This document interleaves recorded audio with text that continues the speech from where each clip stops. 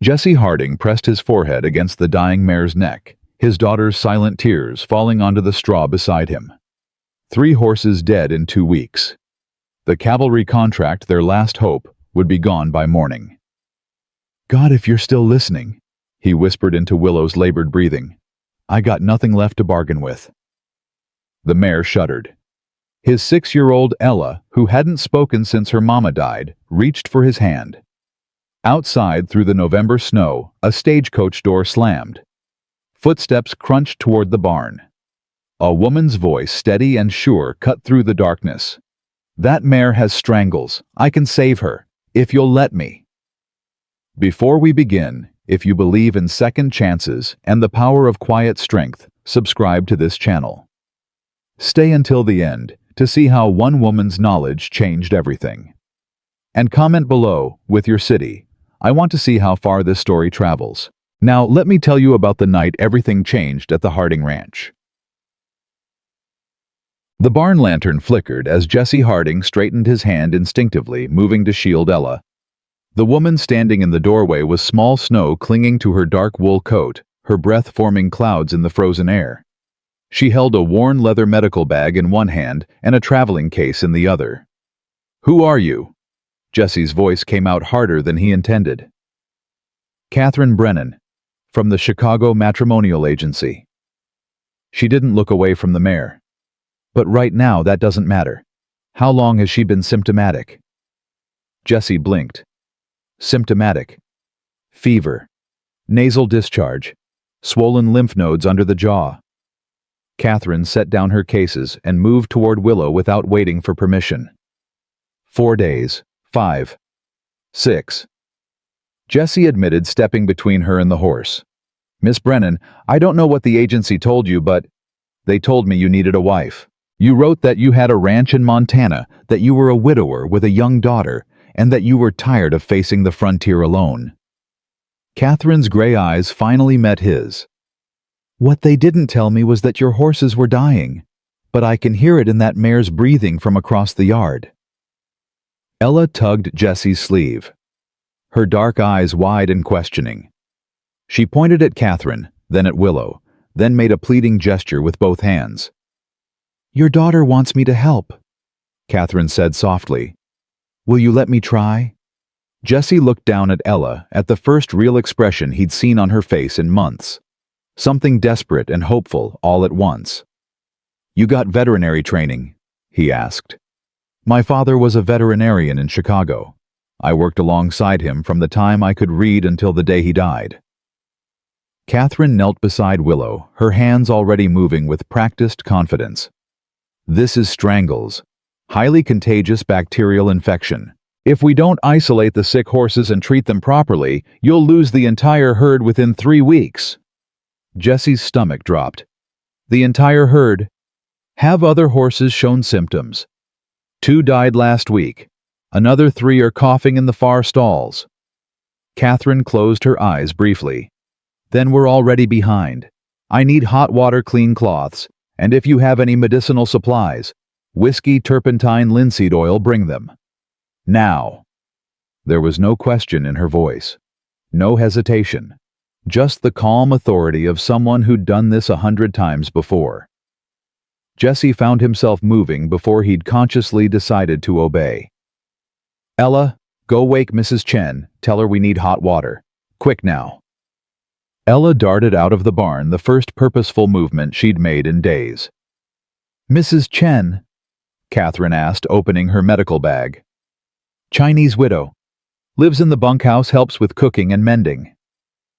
Jesse grabbed a stack of clean stable cloths from the shelf. "Been with us since my wife since 2 years ago." Catherine's hands paused for just a moment. "I'm sorry for your loss. Don't need your sympathy. Need to know if you can actually do what you claim." "Fair enough." She pulled out a small brown journal, its pages worn soft with use. "This was my father's field book. Every case he treated in 30 years. Strangles is on page 47. I've seen it kill entire racing stables in Kentucky, and I've seen it cured with nothing but patience and proper drainage."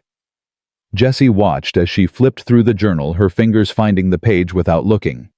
The handwriting was tight and precise, accompanied by detailed anatomical drawings. "Your father taught you all this." "He didn't have sons." Catherine's voice carried no bitterness, just fact. "So he taught his daughter instead. The Chicago Veterinary College wouldn't admit me because of my gender, but I learned more at my father's side than most of their graduates ever will." Mrs. Chen appeared in the doorway, Ella close behind her, both carrying steaming buckets. "Mr. Jesse, what is happening?" The older woman's eyes went from the dying mare to the stranger kneeling beside it. "This is Miss Brennan. She's—" Jesse faltered. "She says she can help." Catherine looked up at Mrs. Chen and spoke in perfect Mandarin. Jesse caught only a few words, but Mrs. Chen's face transformed from suspicion to surprise to cautious respect. "She knows the old medicine ways," Mrs. Chen said in English, setting down the bucket. "Her father learned from Chinese horse doctors in San Francisco." "Is that true?" Jesse asked. Catherine was already soaking cloths in the hot water. "My father believed healing knowledge belonged to whoever could use it best. He learned from everyone willing to teach Chinese herbalists Lakota medicine, men Irish farriers. He said the horses didn't care about the color of the hands that helped them." She pressed the hot compress against the swollen lymph nodes under Willow's jaw. The mare flinched, but didn't pull away. "This will hurt her," Catherine said, pulling a small scalpel from her bag. "But the abscesses need to drain, or the infection will spread to her lungs. Mr. Harding, I'll need you to hold her head steady. Mrs. Chen, keep the compresses coming. Ella." She looked at the little girl. "Can you talk to Willow? Keep her calm?" Ella's eyes went wide. She shook her head frantically. "That's all right," Catherine said gently. "You don't have to use words. Horses understand touch better anyway. Just put your hand here on her neck and let her feel that someone loves her. Can you do that?" Ella hesitated, then slowly reached out. Her small hand rested against Willow's neck, and something in the mare's labored breathing seemed to ease. "Perfect," Catherine whispered. "Now, Mr. Harding, hold very still." What happened next took less than 3 minutes but felt like an hour. Catherine's hands moved with surgical precision, lancing the abscesses, draining the infection, cleaning the wounds with a solution that smelled of carbolic acid and something herbal Jesse couldn't identify. Willow thrashed once, but Jesse held firm, and Ella's hand never left the mare's neck. When it was done, Catherine sat back on her heels, blood and pus staining her sleeves. "She'll need this treatment twice daily for a week," she said, binding the wounds with clean cloth. "And she stays isolated from the other horses. I'll need to examine every animal in your barn tonight. The ones showing symptoms get the same treatment. The ones that aren't sick yet get moved to a separate paddock immediately." Jesse stared at her. "Tonight, Miss Brennan, it's past midnight, and you just got off a stagecoach. You must be—" "I'm fine." Catherine stood wiping her hands on a cloth.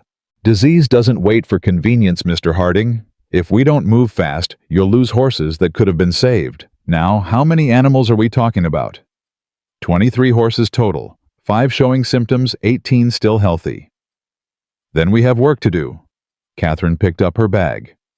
"Mrs. Chen, I'll need more hot water, and if you have any Yunnan Baiyao powder that would help with the wound healing." Mrs. Chen's eyebrows rose. "You know Yunnan Baiyao? My father swore by it. Said it was the best coagulant he'd ever used." A slow smile crossed Mrs. Chen's face. "I have some. I will bring it." As Mrs. Chen left, Jesse found his voice. "Miss Brennan, I appreciate what you just did, but we need to talk about why you're here, about the arrangement." Catherine was already moving toward the next stall. "Mr. Harding, I traveled 1,800 miles to get here. I'm not going anywhere tonight.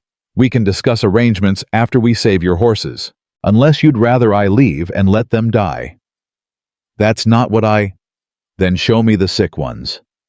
For the next 4 hours, Jesse Harding watched Catherine Brennan work with a focus and skill that left him speechless. She examined each horse with thorough care, her hands moving over their bodies with practiced efficiency, her journal never far from reach. She spoke to each animal in soft, reassuring tones, explaining what she was doing, as if they could understand. 2 more horses had early-stage strangles. Catherine treated them immediately, showing Jessie and Mrs. Chen exactly how to prepare the compresses, how to lance the abscesses when they came to a head, how to prevent the infection from spreading to the respiratory system. "The key is drainage," she explained, binding another wound. "The bacteria produces pus-filled abscesses. If they rupture internally, the horse drowns in its own infection. But if we drain them externally and keep the wounds clean, most horses survive." "Most?" Jessie asked. "Strangles has a 20% mortality rate even with treatment. Without it," she met his eyes. 80%.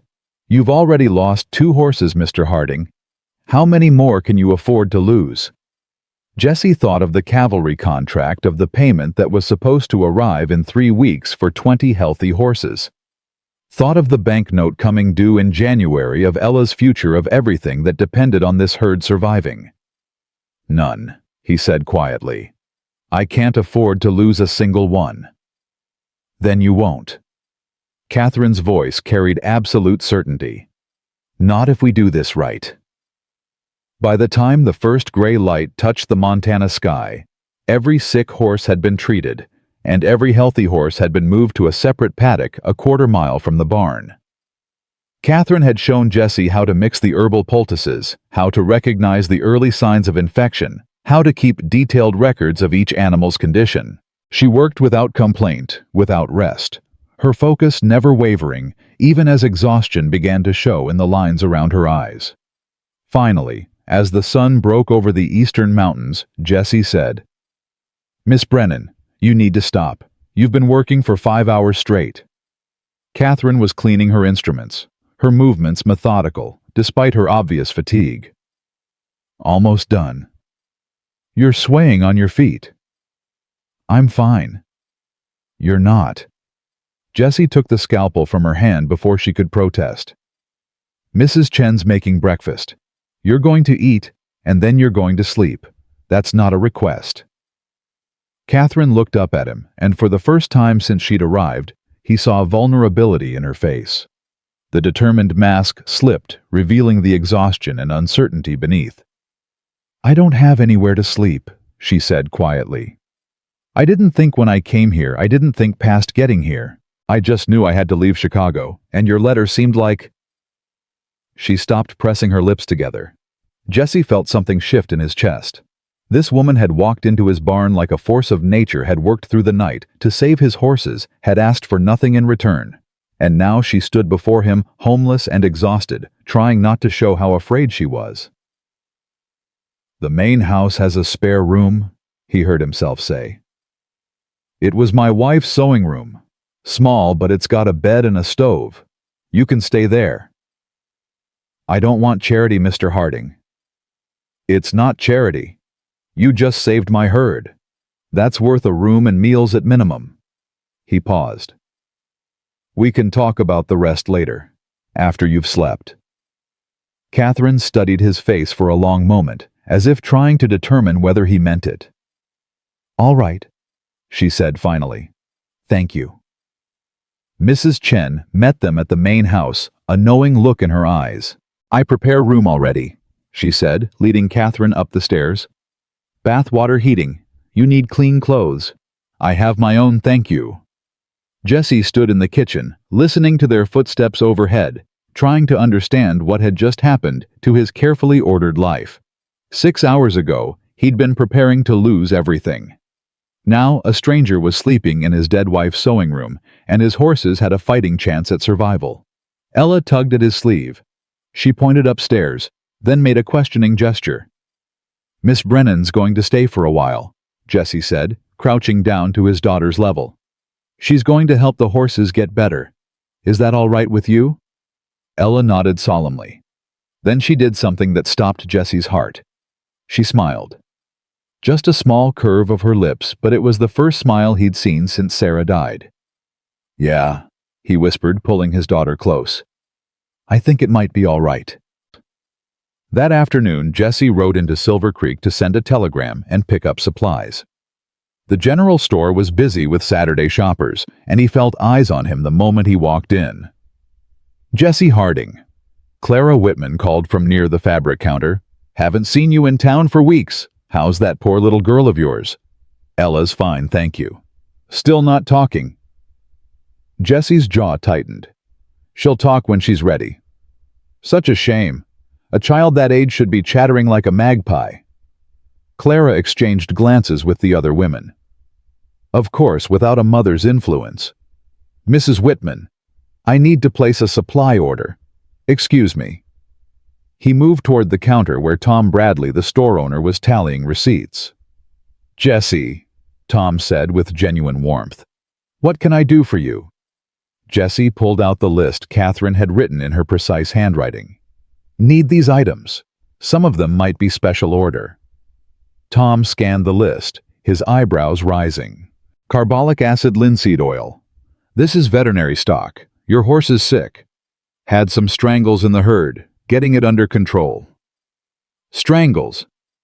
Clara had moved closer, her voice carrying across the store.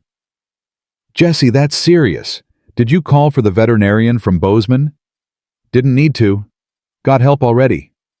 "From whom?" Jesse hesitated, knowing what was coming. "A woman named Catherine Brennan. She's got veterinary training. Been treating the horses since last night." The store went quiet. Clara's expression shifted from concern to something harder. "A woman veterinarian." She said the words like they contradicted each other. "Jesse, that's where did you find this person?" "She came through the matrimonial agency." The silence deepened. Then Clara laughed a sharp, disbelieving sound. "You ordered a mail-order bride who claims to be a veterinarian, Jesse dear. That's the oldest con in the West. These women will say anything to find a husband. She's probably never been near a sick horse in her life." "She saved my mare last night. Lanced abscesses, treated infection, knew exactly what she was doing." "Or got lucky." Clara's voice turned pitying.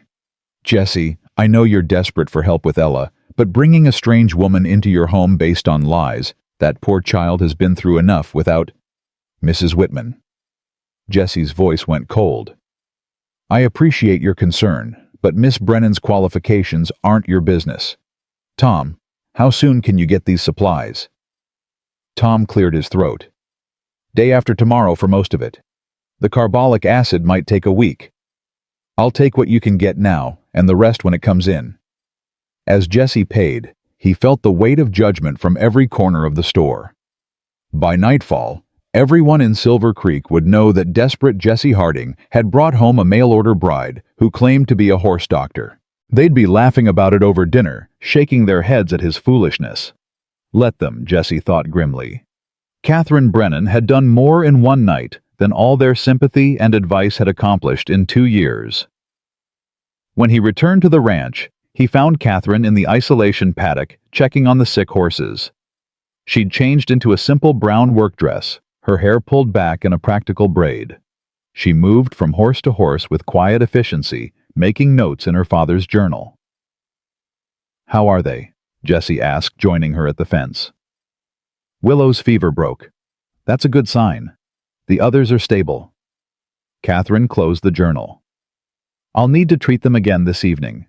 The abscesses should start draining properly by tomorrow." "I got most of your supplies. Some will take a few days."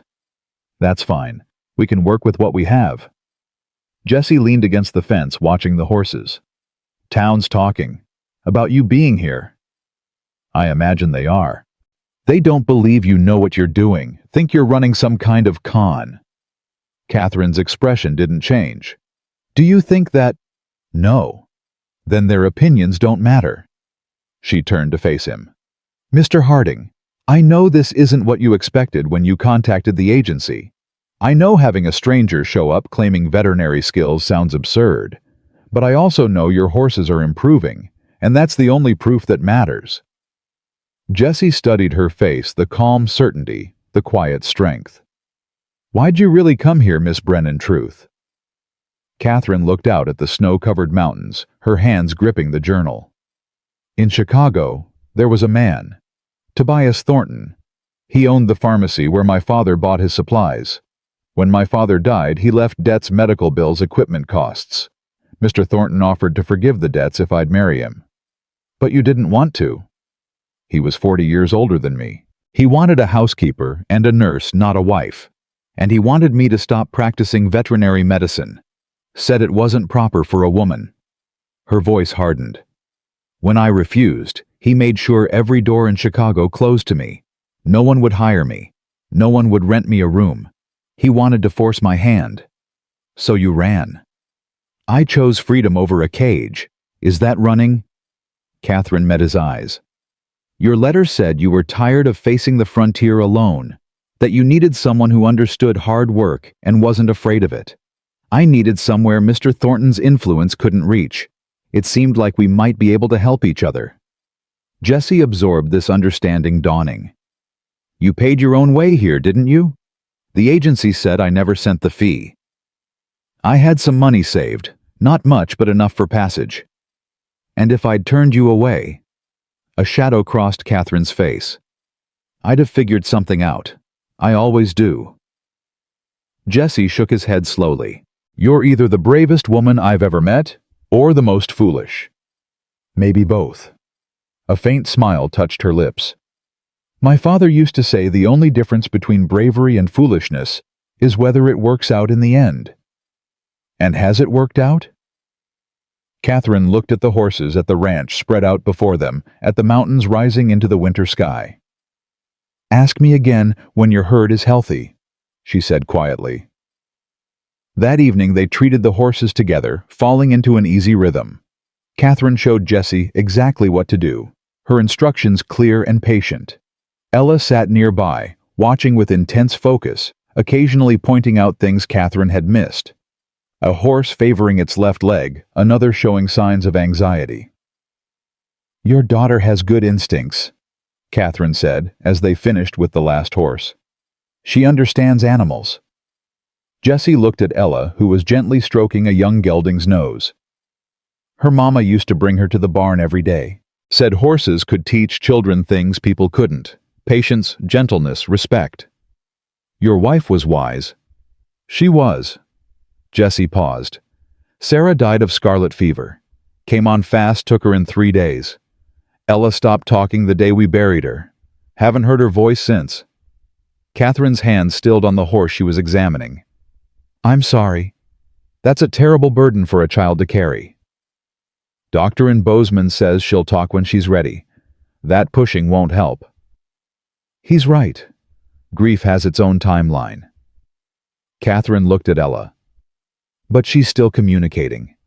Through her actions, her expressions. She's not silent, she's just using a different language. Jessie felt something tight in his chest loosen slightly. I never thought of it that way. My father treated a boy once who'd been kicked by a horse. Couldn't speak for a year afterward. But he could still draw, still write, still make himself understood. My father said the boy wasn't broken, he was just finding a new way to be whole. Did he ever talk again? Eventually. But what mattered more was that everyone stopped waiting for him to be who he was before and started seeing who he was becoming. Jessie looked at his daughter, really looked at her. Saw not the absence of words, but the presence of everything else. The way she gentled the horses, the way she watched Catherine with curiosity and trust, the way she'd smiled that morning for the first time in 2 years. Thank you, he said quietly. Catherine glanced at him surprised. For what? For seeing her. Really seeing her. Something soft crossed Catherine's face. She's easy to see, Mr. Harding. She's extraordinary. They walked back to the house as the sun set, painting the snow in shades of gold and pink. Mrs. Chen had dinner waiting, venison stew and fresh bread. They ate together at the kitchen table, Ella between Jessie and Catherine, the silence comfortable rather than strained. After dinner, Catherine excused herself to her room, and Jessie found himself at loose ends. He usually spent evenings reading to Ella from the Bible or from Sarah's collection of poetry books, but tonight felt different, changed. Ella tugged his sleeve and pointed upstairs. You want to see if Miss Brennan needs anything? Ella nodded firmly. Jesse climbed the stairs, Ella close behind. He knocked softly on the sewing room door. Come in. Catherine sat by the window, her father's journal open in her lap, a single candle providing light. She'd let her hair down, and it fell in dark waves past her shoulders. Ella wanted to check on you, Jesse said. Ella slipped past him and went straight to Catherine, holding out a piece of paper. It was a drawing rough but recognizable. A woman with dark hair kneeling beside a horse, a little girl watching.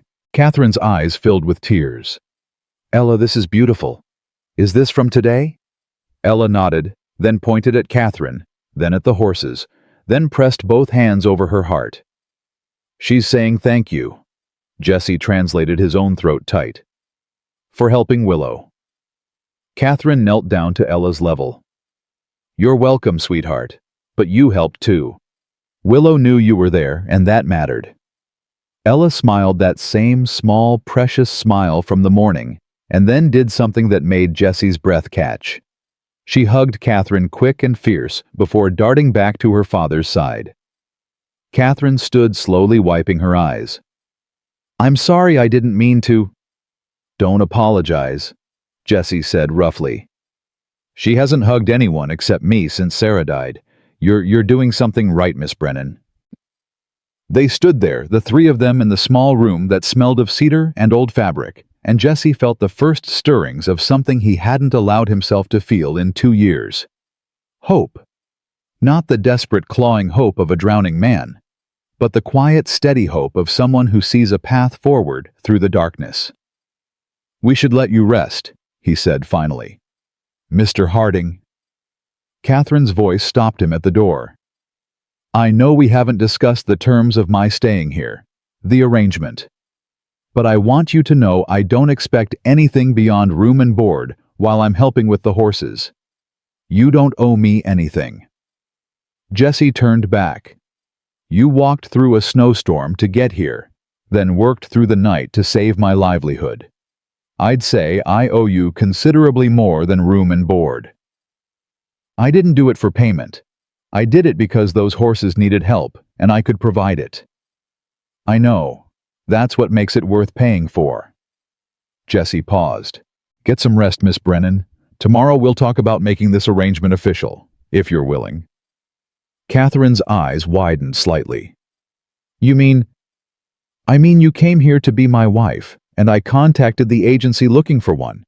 Seems foolish to pretend otherwise when we're both here for the same reason. But you don't know me. I know you're skilled, honest, and brave. I know my daughter trusts you, and my horses are healing because of you. I know you need a place where Thornton can't reach you, and I need help I can depend on.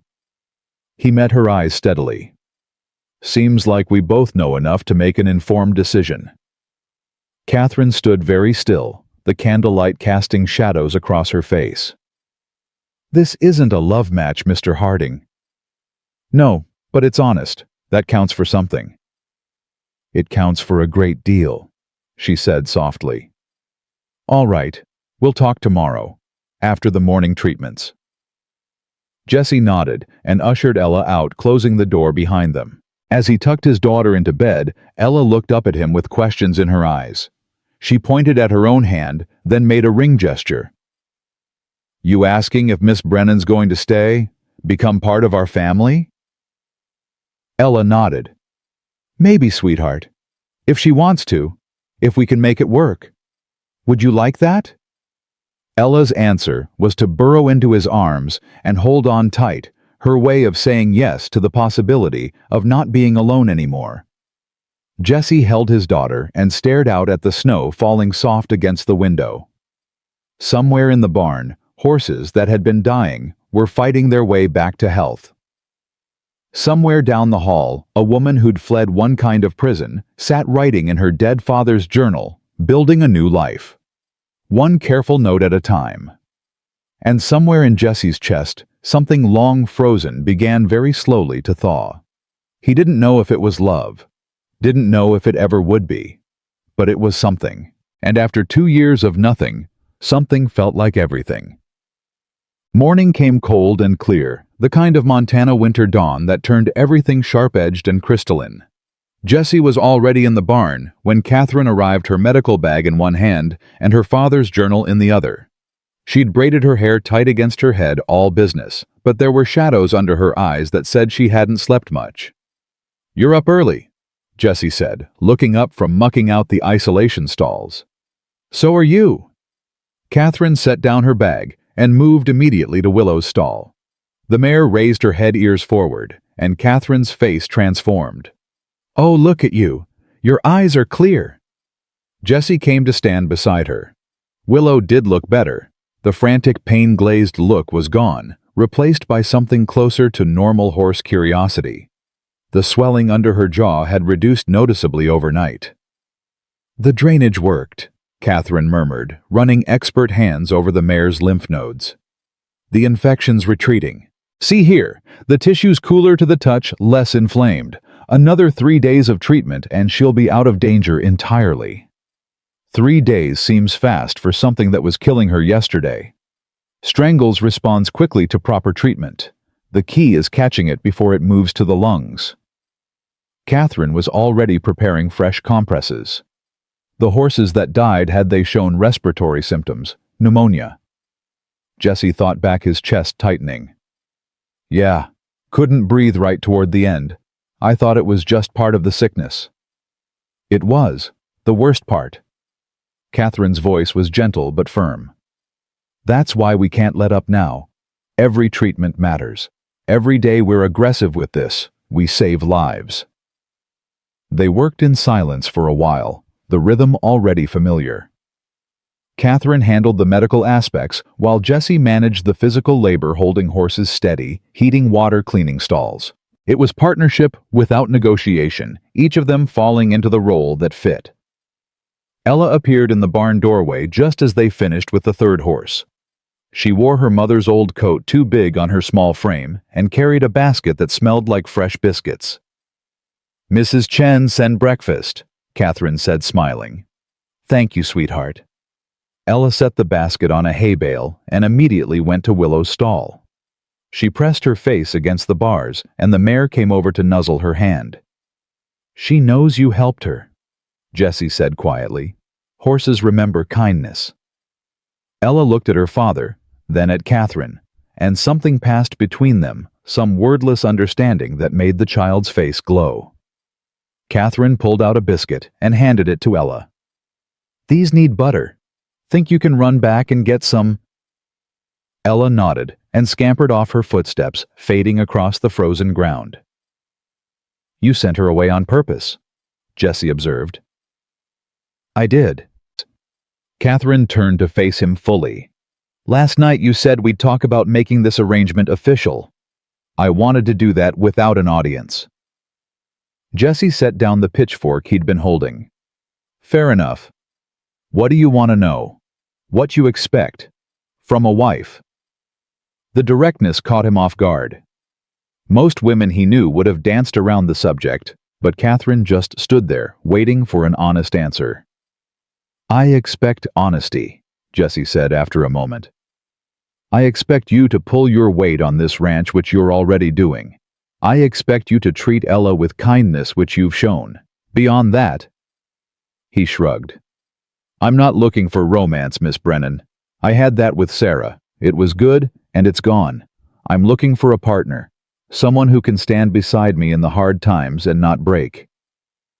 "And the personal aspects of marriage." Jessie felt heat creep up his neck. "We can figure that out as we go. No pressure, no expectations beyond respect and privacy. This doesn't have to be anything you're not comfortable with." Catherine studied him for a long moment. In Chicago, Mr. Thornton made it clear what he expected. A wife to warm his bed, keep his house, bear his children, and ask no questions about his business. He wanted ownership, not partnership. "I'm not Thornton." "I'm beginning to understand that." Catherine's shoulders relaxed slightly. "I should tell you, I'm 29 years old. Most men would consider that too old for bearing children. I've got Ella. Don't need more children. If we have them, fine. If we don't, that's fine too. And my work? The veterinary practice. Jesse almost laughed. Miss Brennan, you're saving my ranch. You think I'd ask you to stop? Most men would. Then most men are fools. Jesse crossed his arms. Let me be clear about something. You've got knowledge I need and skills this ranch needs. Far as I'm concerned, you can treat every sick animal in Montana Territory if that's what you want. I won't stand in your way. Catherine's eyes shone suspiciously bright. You mean that? Every word. She nodded once, sharp and decisive. Then yes, I'll marry you, Jesse Harding, under those terms. Jesse extended his hand. Catherine took it, her grip firm and sure. They shook on it like business partners sealing a deal, which in a way they were. We'll go to town Monday, Jesse said. Get the paperwork done at the courthouse. Reverend Cole can do the ceremony if you want something religious. Monday's fine. The ceremony doesn't need to be elaborate, just legal and binding. Agreed. Jesse released her hand. One more thing. I know you're running from Thornton. If he comes looking, if he shows up here, I'll handle it. You're under my protection now. That's not negotiable. Catherine's voice was barely a whisper. Thank you. Ella came racing back with the butter, and the moment passed. They ate breakfast in the barn, sitting on hay bales, while the horses moved peacefully in their stalls. It was simple and companionable, and Jesse found himself thinking that this quiet partnership might actually work. The rest of the week fell into a pattern. Catherine treated the horses twice daily, her methods proving effective beyond Jesse's wildest hopes. The sick animals improved steadily, the healthy ones stayed healthy. She kept meticulous records in her father's journal, noting every symptom, every treatment, every small victory. Jesse watched her work with growing respect. She was tireless, precise, and utterly fearless. He saw her reach into a horse's mouth to check for throat abscesses without hesitation, saw her lance infected wounds that would have made most men queasy, saw her spend hours sitting with a feverish gelding just to make sure he kept breathing. And Ella. Ella bloomed under Catherine's quiet attention. The woman never pushed the child to speak, never treated her silence as something wrong that needed fixing. Instead, she talked to Ella like an equal, explaining what she was doing with the horses, asking for help with small tasks, accepting Ella's drawings and gestures as valid communication. 3 days after Catherine's arrival, Jesse came into the barn to find Ella and Catherine sitting together on a blanket, the journal open between them. Catherine was reading aloud from one of the case studies, and Ella was following along with her finger completely absorbed. Your grandfather treated a horse like this in Kentucky, Catherine was saying. See here. He writes that the owner thought the horse was just old and tired, but your grandfather noticed the gums were pale, knew immediately it was anemia from parasites. Simple treatment, wormwood tincture and better feed, and the horse lived another 8 years. Ella pointed to a drawing in the margin, a detailed sketch of a horse's digestive system. That's right, he drew all these himself. He said you couldn't understand how to heal something unless you understood how it worked. He used to say, Catherine paused, her voice catching. He used to say that every living thing was a miracle of engineering, and the least we could do was learn the blueprints before we started making repairs. Jesse leaned against the doorway, something warm unfurling in his chest. His daughter's face was lit with fascination, her small hands careful on the delicate pages. When was the last time he'd seen her so engaged? Catherine looked up and caught him watching. We're not disturbing you. Not at all. I just came to check on the afternoon treatments. Already done. Everything's stable. Catherine closed the journal carefully. Actually, I wanted to talk to you about something. That gelding in the far paddock, the gray one with the white blaze. Thunder. What about him? He's favoring his right foreleg. Not obvious, but I noticed him shifting his weight. I'd like to examine him properly. Jesse frowned. Thunder was one of his best horses, a 4-year-old with excellent bloodlines. I haven't noticed anything wrong. It's subtle. Probably just a stone bruise or a mild sprain. But if it's something more serious and we catch it early, We can prevent permanent damage. All right, let's take a look. They walked out to the healthy paddock together, Ella trailing behind. Thunder was grazing near the fence, and he came over when Jessie whistled, clearly expecting treats. Catherine ran her hands down each of Thunder's legs, feeling for heat or swelling. When she got to the right foreleg, she pressed gently on the hoof, and the gelding flinched. There, Catherine said. Sensitivity in the hoof. Could be an abscess forming, or he might have bruised the sole. We'll need to soak it and see if it drains. Jessie shook his head in amazement. How did you even notice that he's barely limping?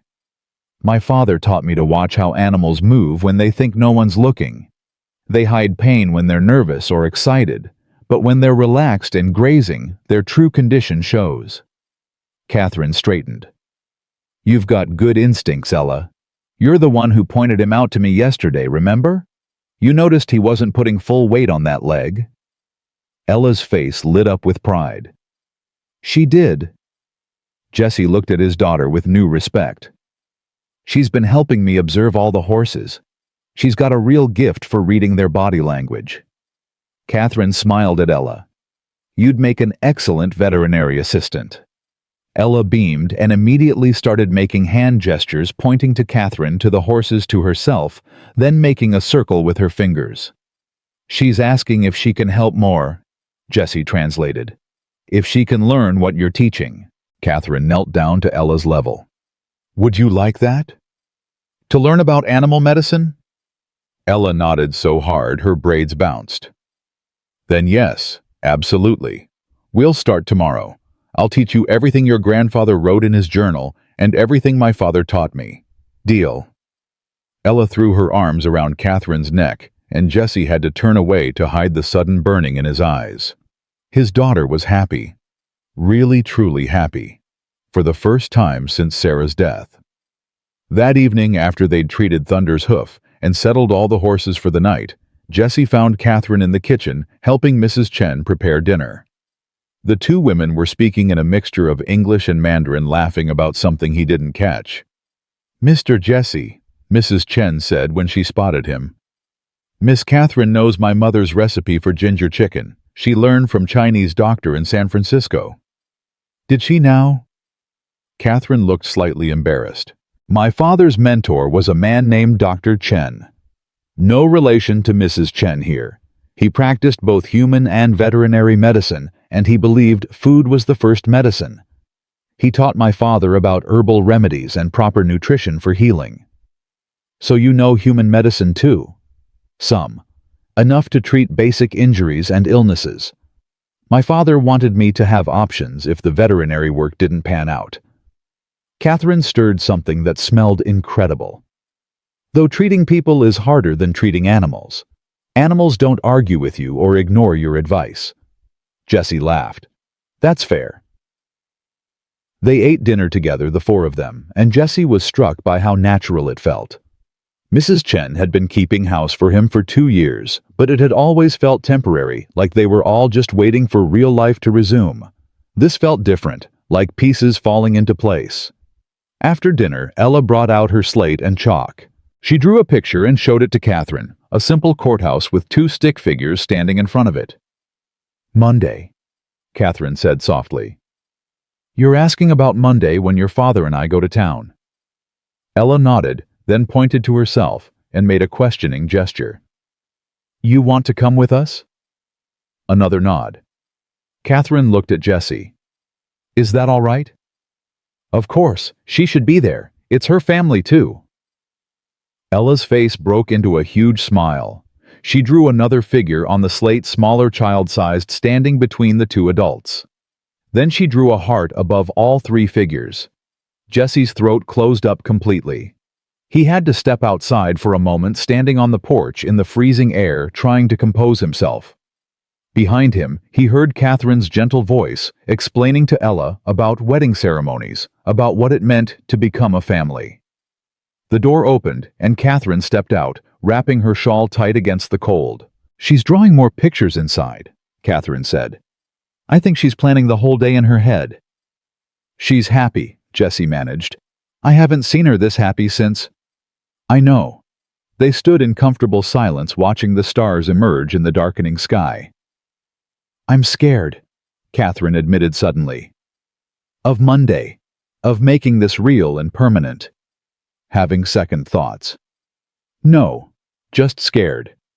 She turned to look at him. "I've never been married. Never been part of a real family. What if I'm no good at it?" Jesse thought about that. "I've been married, lost my wife, spent 2 years failing to help my daughter. I'm terrified too. But maybe that's all right. Maybe being scared just means we understand what we're risking." "And what are we risking?" "Everything," Jesse said honestly. "But we're already risking everything just by being alive out here. At least this way we're not doing it alone." Catherine smiled, small but genuine. "That's true enough." Monday morning arrived too fast and too slow all at once. Jesse put on his best suit, the one he'd worn to Sarah's funeral, and tried not to think about the irony. Catherine wore a simple gray dress that she'd altered to fit better, her hair pinned up in a neat bun. Ella insisted on wearing her Sunday dress, the blue one with white flowers that Sarah had made. Mrs. Chen packed them lunch and pressed a small bundle into Catherine's hands. "For good fortune," she said. "Chinese wedding tradition, red ribbon and sweet rice cakes." Catherine's eyes filled with tears. "Thank you, that's incredibly kind." "You are good woman. Mr. Jesse is lucky man. Now go, make official." The ride into Silver Creek took an hour. Ella sat between Jesse and Catherine on the wagon bench, bundled in blankets, her eyes bright with excitement.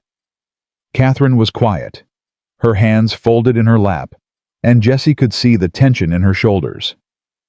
"You all right?" he asked quietly. "Ask me after it's done." The courthouse was a modest building on Main Street, sharing space with the land office. Judge Morrison handled all the civil ceremonies, and his wife served as witness. Jesse had sent word ahead, so they were expected. They were halfway up the courthouse steps when a voice called out, "Jesse Harding, heard you were doing something foolish today." Jesse turned to see Clara Whitman and 2 other townswomen approaching, their faces set with what they probably thought was concern.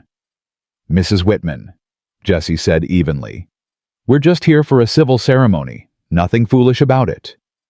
Marrying a woman you've known for less than a week, a woman who claims veterinary skills she couldn't possibly have." Clara's eyes swept over Catherine with barely concealed disdain. "Jesse, dear, I know you're lonely, but this is madness. What will people think?" Catherine stepped forward before Jesse could respond. "Mrs. Whitman, I appreciate your concern for Mr. Harding's well-being, but I assure you, I have the qualifications I claim. If you'd like verification, I can provide references from the Chicago Veterinary Society, where my father was a founding member." "A woman can't be a member of the Veterinary Society," one of the other women scoffed. "I didn't say I was a member. I said my father was, Dr. James Brennan. Perhaps you've heard of him." Clara's expression flickered. Even here in Montana, James Brennan's name carried weight in veterinary circles. "That may be," Clara said stiffly, "but it doesn't change the fact that you're rushing into this marriage unseemly fast. It's barely been 2 years since Sarah passed." "Mrs. Whitman." Jesse's voice went cold. "I don't recall asking for your permission or your blessing. My personal decisions aren't your concern. That child's well-being is everyone's concern." Clara pointed at Ella. "She's been through enough without you bringing a stranger into her life." That's when Ella did something that shocked everyone. She stepped in front of Catherine, placing herself between the woman and Clara Whitman. Her small face was fierce protective. She pointed at Catherine, then at herself, then made a heart shape with her hands. "Ella likes her," Jesse said quietly. "Ella trusts her, and my daughter's opinion matters more to me than yours ever will." Clara's face flushed red. "Well, I can see you've made up your mind. Don't come crying to me when this arrangement falls apart." "Wouldn't dream of it, ma'am." Clara swept away with her companions, leaving Jesse and Catherine standing on the courthouse steps. "I'm sorry about that," Jesse said. "She means well, but..." She doesn't mean well at all. Catherine interrupted. She's trying to control you through shame and social pressure. I've seen it before. Women like her believe they know what's best for everyone, and they can't stand when people make choices outside their approval. You're not wrong. Catherine looked down at Ella, who was still standing protectively in front of her. Thank you, sweetheart. That was very brave. Ella smiled and took Catherine's hand, tugging her toward the courthouse door. I think your daughter's telling us to stop wasting time, Catherine said, and there was laughter in her voice now. Judge Morrison was a kindly man in his 60s who'd presided over every wedding in Silver Creek for the past 20 years. His wife Martha fussed over Ella while the judge reviewed the paperwork. Everything seems to be in order, Judge Morrison said. Miss Brennan, you're certain you want to proceed. No one's forcing you into this arrangement. I'm certain, Your Honor. This is my choice freely made. And Mr. Harding, you understand the responsibilities you're undertaking. Marriage is a sacred bond, not to be entered into lightly. I understand, sir. Very well then. Let's begin. The ceremony was simple and quick. Jesse repeated the vows the judge provided, his voice steady. Catherine's voice trembled slightly, but didn't waver. When Judge Morrison pronounced them husband and wife, Jesse felt the weight of it settle over him, the finality, the commitment. You may kiss your bride, the judge said. Jesse looked at Catherine, saw the uncertainty in her eyes, and made a decision. He leaned in and kissed her forehead gently, respectfully. Not a passionate kiss, but a promise. I'll protect you. I'll honor you. I'll give you space to become whatever you need to be.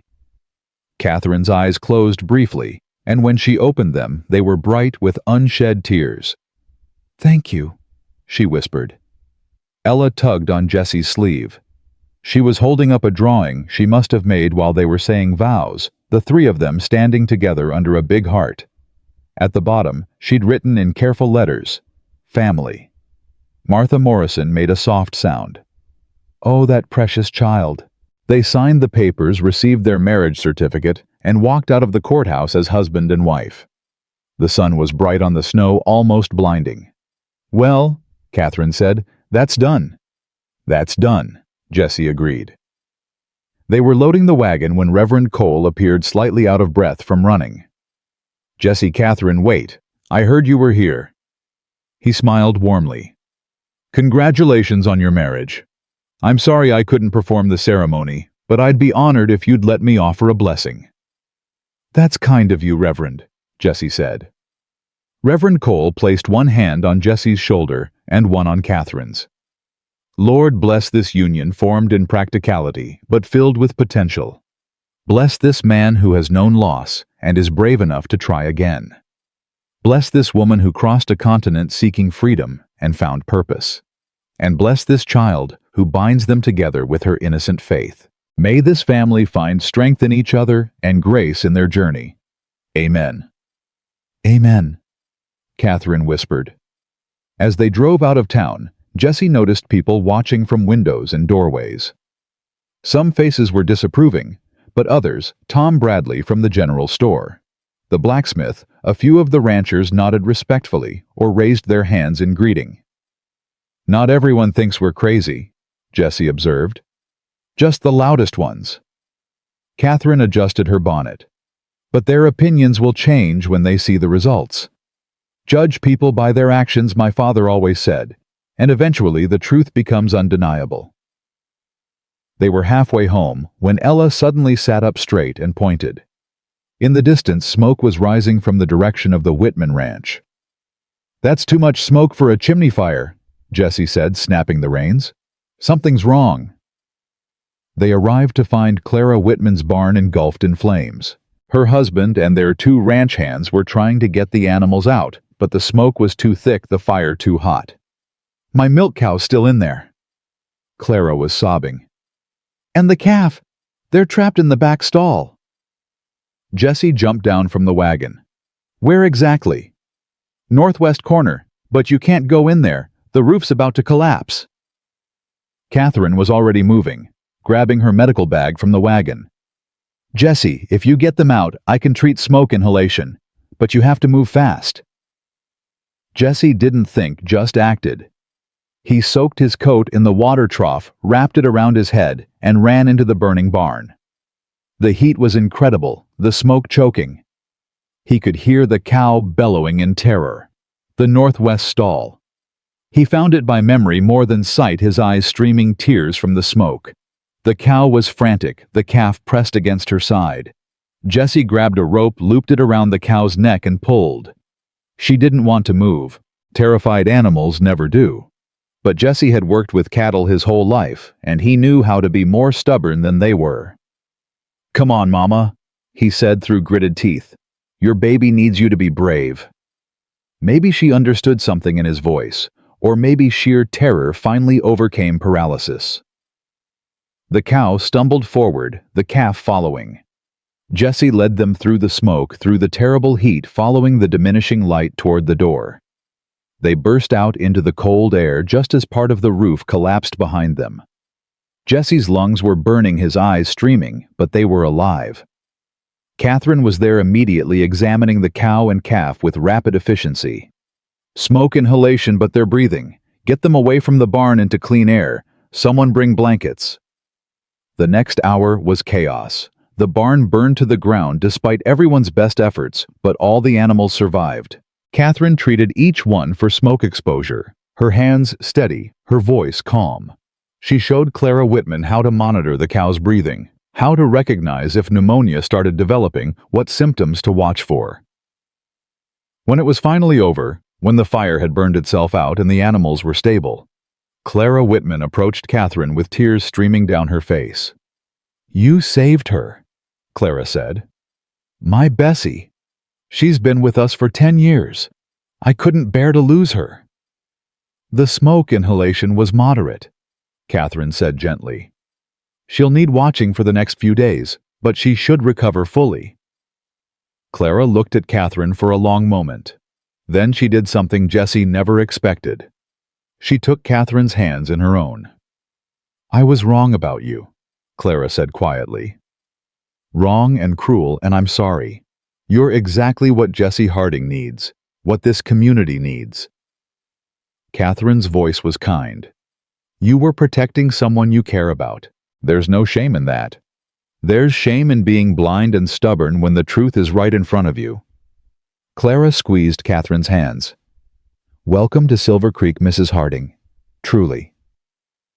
On the ride home, as the sun set behind the mountains, Jesse glanced at his new wife. She was exhausted, covered in soot and smoke, her dress ruined. But there was satisfaction in her face, purpose. "Quite a wedding day," he said. Catherine laughed, and the sound was free and genuine. "Well, we'll certainly remember it." Ella was asleep between them, her head resting on Catherine's shoulder. Catherine had one arm around the child, holding her secure. "Thank you," Catherine said softly, "for going into that barn, for risking yourself to save Clara's animals even after how she treated us." "It's what you do," Jesse said simply. "When someone needs help, you help. Doesn't matter if they were kind to you or not. That's a good philosophy. Learned it from my wife." Jesse paused. "My first wife, I mean. Sarah always said kindness wasn't something you earned, it was something you gave freely. Took me a while to understand what she meant. I think I would have liked Sarah. I think she would have liked you too." Jesse meant it. Sarah had been practical and kind, strong and gentle. She would have recognized those same qualities in Catherine and approved. They pulled up to the ranch just as full dark settled. Mrs. Chen met them at the door, took one look at their soot-covered faces, and immediately started heating water for baths. "You two smell like burned barn," she announced. "Miss Ella already asleep." "Out cold," Catherine confirmed, carrying the child inside. "I'll get her cleaned up and into bed." Jesse watched Catherine carry his daughter upstairs, watched the gentle way she handled Ella's sleeping form, and felt that warmth in his chest expand. This was his family now. Imperfect, improvised, built from necessity and luck, but family nonetheless. Later, after they'd both bathed and changed, Jesse found Catherine in the kitchen drinking tea. Her hair was down, still damp, and she'd changed into a simple nightgown with a robe over it. "Can't sleep?" he asked. "Too much excitement for one day." Catherine smiled. "We got married, saved a barn full of animals, and won over the town's biggest skeptic. That's a lot to process." Jesse poured himself tea and sat across from her. "Clara will spread the word. By tomorrow, everyone will know what you did, how you helped." "I didn't do it for reputation." "I know, but reputation matters in a small town. People will trust you now. Trust us." Catherine wrapped her hands around her teacup. "Jesse, I want to say something. About today, about all of this. I came here expecting a business arrangement. A marriage of convenience that would give me safety and you some help with the ranch. But what I've found," her voice caught, "you've given me more than safety. You've given me purpose again, respected my skills instead of trying to suppress them. And Ella, she's brought something back to life in me that I thought Thornton had killed." Jesse didn't know what to say to that, so he just reached across the table and covered her hand with his. "This is going to work," he said. "Our arrangement. Our marriage. It's going to work because we both need it to, and we're both willing to fight for it." Catherine's fingers curled around his. "I believe you." They sat there in the quiet kitchen, hands clasped, while outside the Montana wind sang through the pine trees and the stars wheeled overhead in their ancient patterns. And somewhere in the barn, healthy horses slept peacefully, their breathing steady and strong. It wasn't a love story, not yet. But it was something real, something solid, something worth building on. And for both Jesse and Catherine, that was more than enough. The week after the wedding brought a cold snap that froze the water trough solid and turned the morning air sharp enough to cut. Catherine was in the barn before dawn, each day breaking ice and checking the horses with a diligence that never wavered. Jesse found himself watching her more than he meant to, noticing the capable way she moved, the gentleness in her hands, the quiet confidence that radiated from her like warmth from a fire. The strangles outbreak was contained.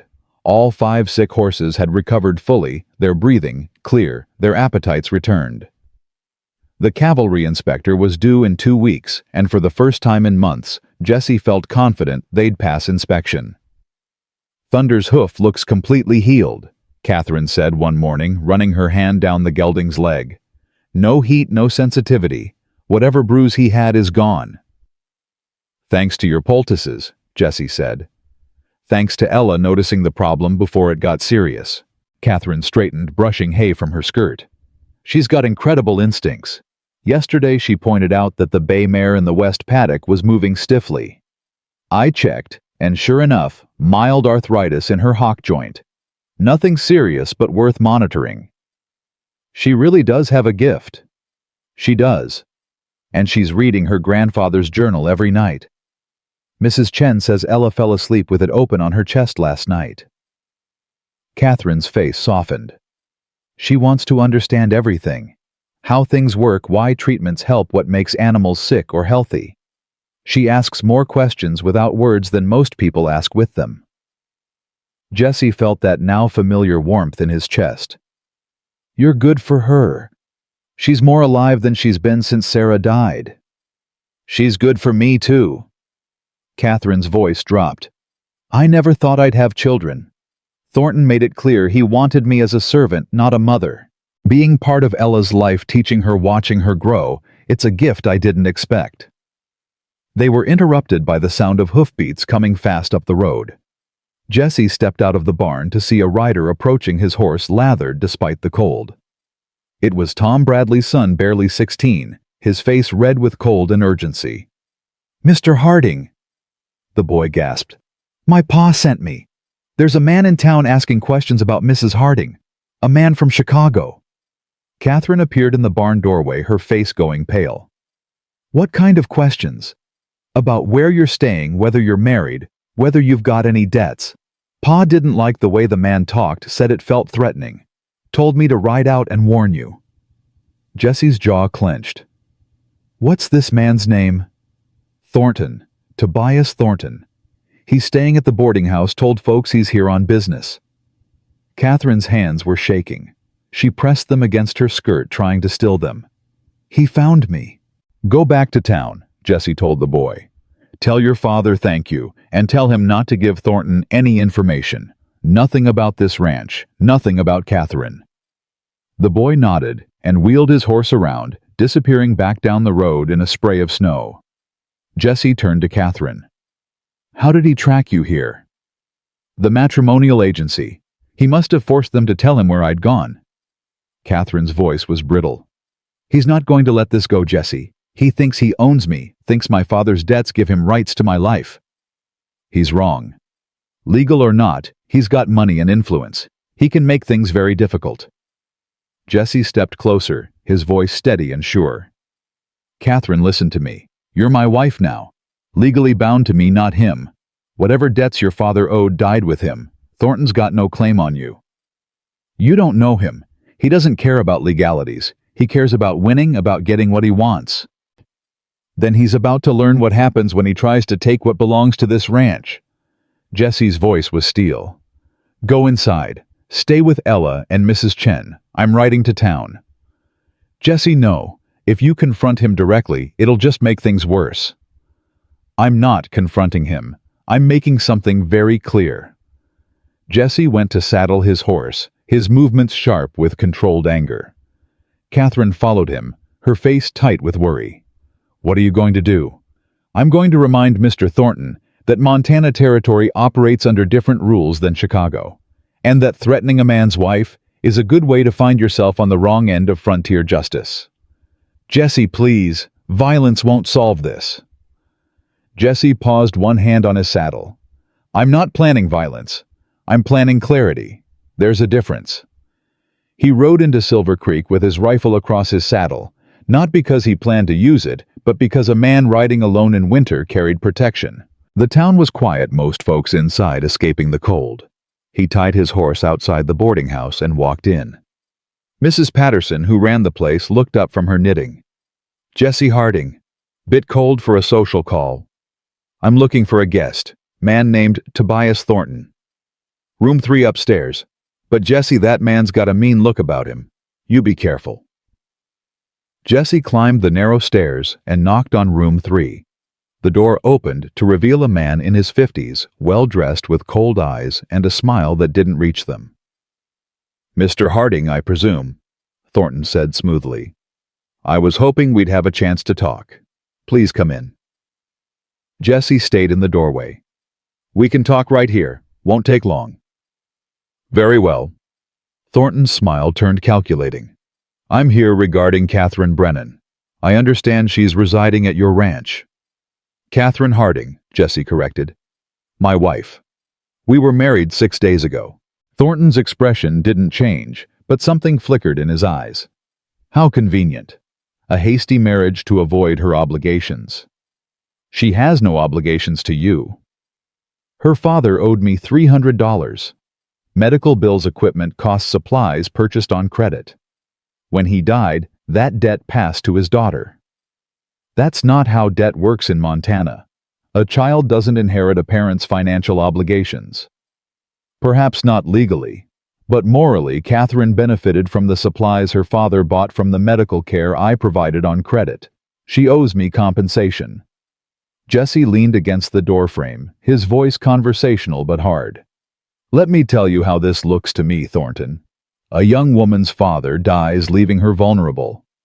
A man with money and power sees an opportunity to acquire something he wants. A wife, a servant, doesn't much matter which.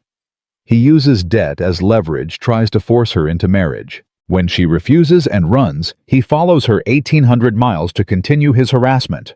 Does that about sum it up? Thornton's face flushed. I offered Catherine a respectable arrangement. Marriage security, a comfortable home. She threw it back in my face out of pride and foolishness. Or maybe she threw it back because she recognized a cage when she saw one. Jesse straightened. Here's what you need to understand. Catherine is my wife. She's under my protection now. Whatever you think she owes you, whatever claim you think you have, it ended the moment she said her vows. You've got no authority here, no leverage, and no welcome. I could take this to a lawyer, contest the marriage on grounds that it was contracted to avoid legitimate debts. You could try, but you're in Montana territory now, not Illinois. Our judges don't look kindly on men who chase women across the country to harass them. And our community— Jesse's voice went colder. We take care of our own. Catherine's proven herself here. Saved lives, helped neighbors, earned respect. You're just a stranger making threats. Thornton stepped closer, his voice dropping. You have no idea who you're dealing with, Harding. I have connections, resources. I can make your life very difficult. And you have no idea what frontier justice looks like when a community decides someone's a threat. Jesse met Thornton's eyes steadily. I'm not threatening you. I'm just being clear. Catherine stays here. You leave. Today. And if you ever come back, if you ever try to contact her again, you'll find out exactly how inhospitable Montana can be to unwanted visitors. Is that a threat? It's a promise. Jesse turned and walked down the stairs, his heart pounding but his stride steady. He heard Thornton's door slam behind him. Mrs. Patterson looked up as he reached the ground floor. Everything all right, Jesse? Just fine, ma'am. Mr. Thornton will be checking out today. I'd appreciate it if you'd spread the word that he's not welcome back in Silver Creek. Mrs. Patterson's eyes gleamed with understanding. Consider it done. Jesse rode home expecting to feel triumphant, but instead he felt unsettled. Thornton wasn't the type to give up easily. Men like that never were. They'd lost one battle, but the war might not be over. Catherine was waiting on the porch when he returned, wrapped in her shawl, her face tight with anxiety. What happened? I made our position clear, told him to leave town and not come back. And did he agree? He didn't have much choice. Jesse dismounted and tied his horse. I wasn't subtle about the community standing with us. Catherine's hands twisted in her shawl. He won't just leave, Jesse. He's too proud, too used to getting his way. Then he'll learn a hard lesson about frontier life. They went inside where Mrs. Chen had hot coffee waiting. Ella was at the kitchen table drawing in her slate, but she looked up when they entered, her eyes worried. Everything's fine, sweetheart, Catherine said, sitting beside the child. Just some old business from Chicago that your papa's handling. Ella pointed at Catherine, then made a gesture like pushing something away. Yes, pushing bad things away. Your papa's very good at that. Jesse drank his coffee and watched his wife and daughter together, the easy communication between them, the trust. Thornton had no idea what he was up against. He thought he was dealing with a vulnerable woman and a desperate rancher. He didn't understand that he was threatening a family. The next morning brought fresh snow and a visitor. Reverend Cole rode up just after breakfast, his face grave. Jesse, Catherine, I need to speak with you both. They invited him into the parlor, and the Reverend sat heavily in the chair by the fire. Tobias Thornton came to see me yesterday afternoon, Reverend Cole said. He asked me to investigate your marriage, claimed it was fraudulent, contracted under false pretenses to help Catherine avoid legitimate debts. Catherine's face went white. What did you tell him? I told him I'd witnessed your marriage certificate being signed, that Judge Morrison performed the ceremony lawfully, and that I'd personally offered you a blessing as husband and wife. I also told him that I'd spoken with several townspeople who've witnessed Catherine's veterinary skills firsthand, and that her reputation here is beyond reproach. Thank you, Jesse said quietly. I'm not finished. Reverend Cole's expression was troubled. Thornton then asked me about annulment procedures, what grounds might exist to dissolve a marriage in Montana territory. I refused to provide that information, but Jesse, the man's not giving up. He's looking for any legal angle to separate you two. Catherine stood abruptly and walked to the window, her shoulders rigid. This is my fault. I brought this to your door, Jesse. Maybe I should just go back to Chicago, settle things with Thornton, end this. Absolutely not. Jesse's voice was sharp enough to make her turn. You're not going anywhere. But if he keeps pushing, if he finds a legal way to contest the marriage, then we'll fight it, together. Jesse stood and crossed to her. Catherine, You're my wife. That's not negotiable, not temporary, not something I'm willing to give up because some bully from Chicago thinks he can intimidate us." Reverend Cole cleared his throat. "There may be another approach. I know a lawyer in Bozeman, good man, honest. If you'd like, I can send for him, have him review Catherine's situation, determine if Thornton has any legitimate legal standing." "Do it," Jesse said immediately. "Whatever it costs, I'll pay." "Actually," Reverend Cole said slowly, "the community might be willing to help with costs." After Catherine saved Clara Whitman's livestock, word spread fast. People are grateful.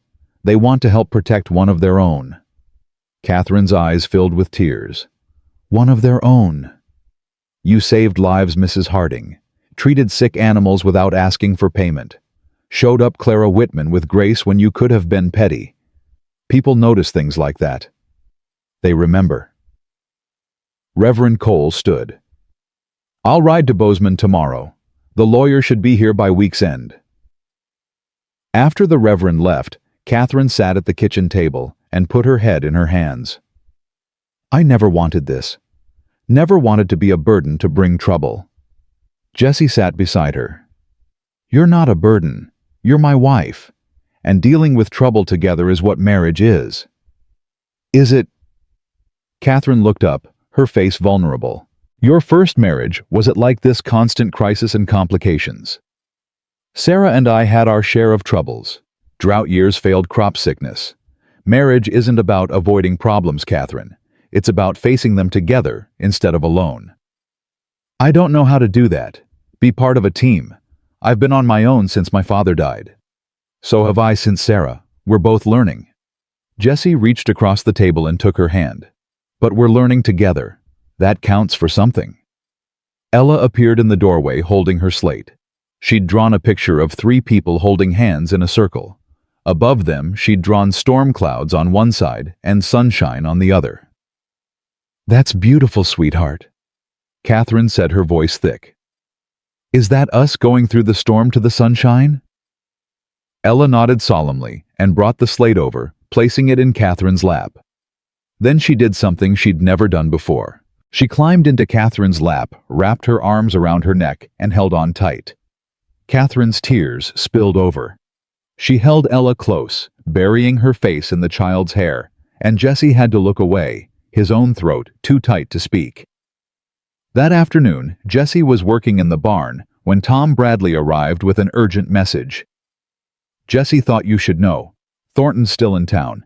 He went to the telegraph office this morning, sent multiple wires to Chicago, and he's been asking around about property laws, marriage statutes, debt collection procedures." Jesse's jaw clenched. "He's building a case."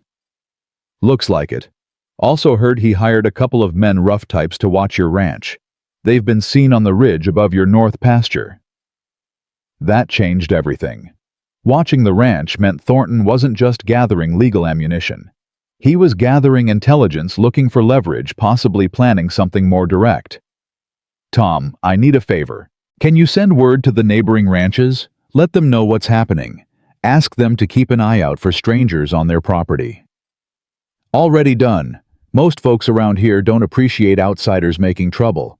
You'll have support if things get ugly."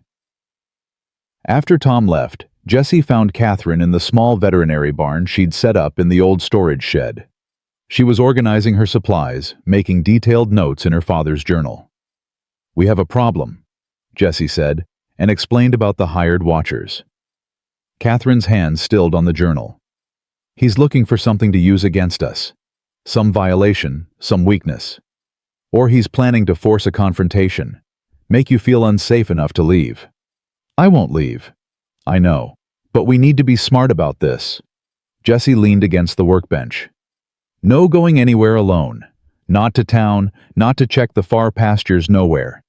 And Ella stays close to the house." "You think he'd try to take Ella, use her as leverage?" "I think desperate men do desperate things, and Thornton strikes me as a man who's used to winning and doesn't handle losing well." That night, Jesse checked every window lock and door bolt twice. He loaded his rifle and kept it by the bed. Mrs. Chen moved into the room next to Ella's, and Catherine slept with a knife under her pillow that her father had given her years ago. "This is absurd," Catherine whispered in the darkness. They were both in their separate rooms, but Jessie could hear her moving around, restless and anxious. "We're living like we're under siege." "We are under siege," Jessie called back. "But sieges end. Thornton can't stay here forever. He's got a business in Chicago, responsibilities. Eventually, he'll have to leave. Or eventually he'll find what he's looking for." 3 days later, the lawyer arrived from Bozeman. His name was Marcus Webb, a sharp-eyed man in his 40s who listened carefully as Catherine explained her situation. "First thing you need to understand," Webb said, "is that your father's debts died with him. Montana Territory doesn't recognize inherited debt unless the heir specifically agrees to assume it. Did you ever sign anything accepting responsibility for your father's obligations?" "No. Thornton presented papers, but I refused to sign." "Good. That means legally you owe him nothing." Webb made notes.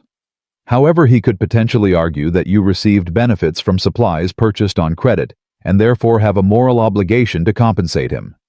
But that's a civil matter, not a criminal one, and the courts here are unlikely to be sympathetic given the circumstances." "What about the marriage?" Jessie asked. "Can he contest it?" "On what grounds?" "You were both of legal age, both willing participants. The ceremony was lawful and properly witnessed. The only way to contest would be to prove fraud or coercion. And from what you've told me, the opposite is true. Catherine came here willingly. You married her willingly. The marriage is solid." Catherine's shoulders relaxed slightly. "So he has no legal standing?" "Not in Montana. Now, if he tried to take this to Illinois courts, argue that you fled the state to avoid legitimate debts, he might find a more sympathetic judge. But enforcing an Illinois judgment here would be difficult and expensive. Most likely he's hoping to intimidate you into returning voluntarily." "That's not happening," Catherine said firmly. "Then my advice is to document everything. Every interaction with Thornton, every witness to his harassment, every threat or intimidation tactic. Build a record. If he escalates, you'll need it." Webb stayed for dinner, and over Mrs. Chen's excellent pot roast, he told them about similar cases he'd handled. "The frontier attracts people running from something," he said. "Failed businesses, bad marriages, debts they can't pay. Most of them are just looking for a fresh start. The law here generally supports that as long as they're willing to work hard and contribute to their community." "Catherine's done both," Jessie said. "I can see that. The Reverend spoke highly of her skills and her character, and I stopped by the Whitman Ranch on my way here. Mrs. Whitman had quite a lot to say about Mrs. Harding's veterinary abilities." Catherine looked surprised. "Clara talked to you?" "At length. Said you were the best thing to happen to Silver Creek in years, and that if Thornton caused you any trouble, he'd have the entire town to answer to." Webb smiled. "You've made quite an impression in a short time, Mrs. Harding." After Webb left to return to Bozeman, promising to stay available if needed, Jessie and Catherine sat on the porch despite the cold. The stars were brilliant overhead, the air crisp and still. "I think we might actually win this," Catherine said quietly. "We will win. Thornton's fighting on our ground now by our rules. He doesn't stand a chance. I keep waiting for the other shoe to drop, for him to find some angle we haven't considered." Jessie turned to look at her. "You've spent so long running and hiding that you can't quite believe you get to stand and fight. But you do, Catherine. You've got legal standing, community support, and a husband who's not backing down. Thornton's already lost. He just doesn't know it yet." Catherine leaned her head on Jessie's shoulder, a gesture that was becoming familiar, comfortable. "Thank you. For fighting for me. For believing I was worth fighting for." "You're my wife. Of course you're worth fighting for." They sat in silence for a while, watching the stars wheel overhead, and Jessie thought about how much had changed in 2 weeks. He'd gone from desperate and alone to married and supported. His daughter was speaking again, not with words yet, but with smiles and hugs and drawings that said everything words couldn't. His horses were healthy. His ranch was stable. And the woman beside him, who'd arrived as a stranger and a convenience, was becoming something else entirely. Something that felt dangerously close to essential. The next morning brought the answer to what Thornton's next move would be. Jesse was in the barn when he heard shouting from the house. He ran back to find Catherine on the porch, her face white with fury, holding a legal document. "What is it?" Thornton filed a complaint with the territorial marshal. "Claims I stole medical equipment and supplies from his pharmacy before I left Chicago. Says I'm a thief and should be arrested and returned to Illinois to face charges." Jesse took the document and read it, his anger building with every word. It was complete fabrication. Catherine had taken nothing but her own belongings and her father's journal. But it was clever. If the marshal believed the complaint, he'd have to investigate. And during an investigation, Catherine could be held, possibly even extradited. "This is what he was building toward," Catherine said, her voice shaking.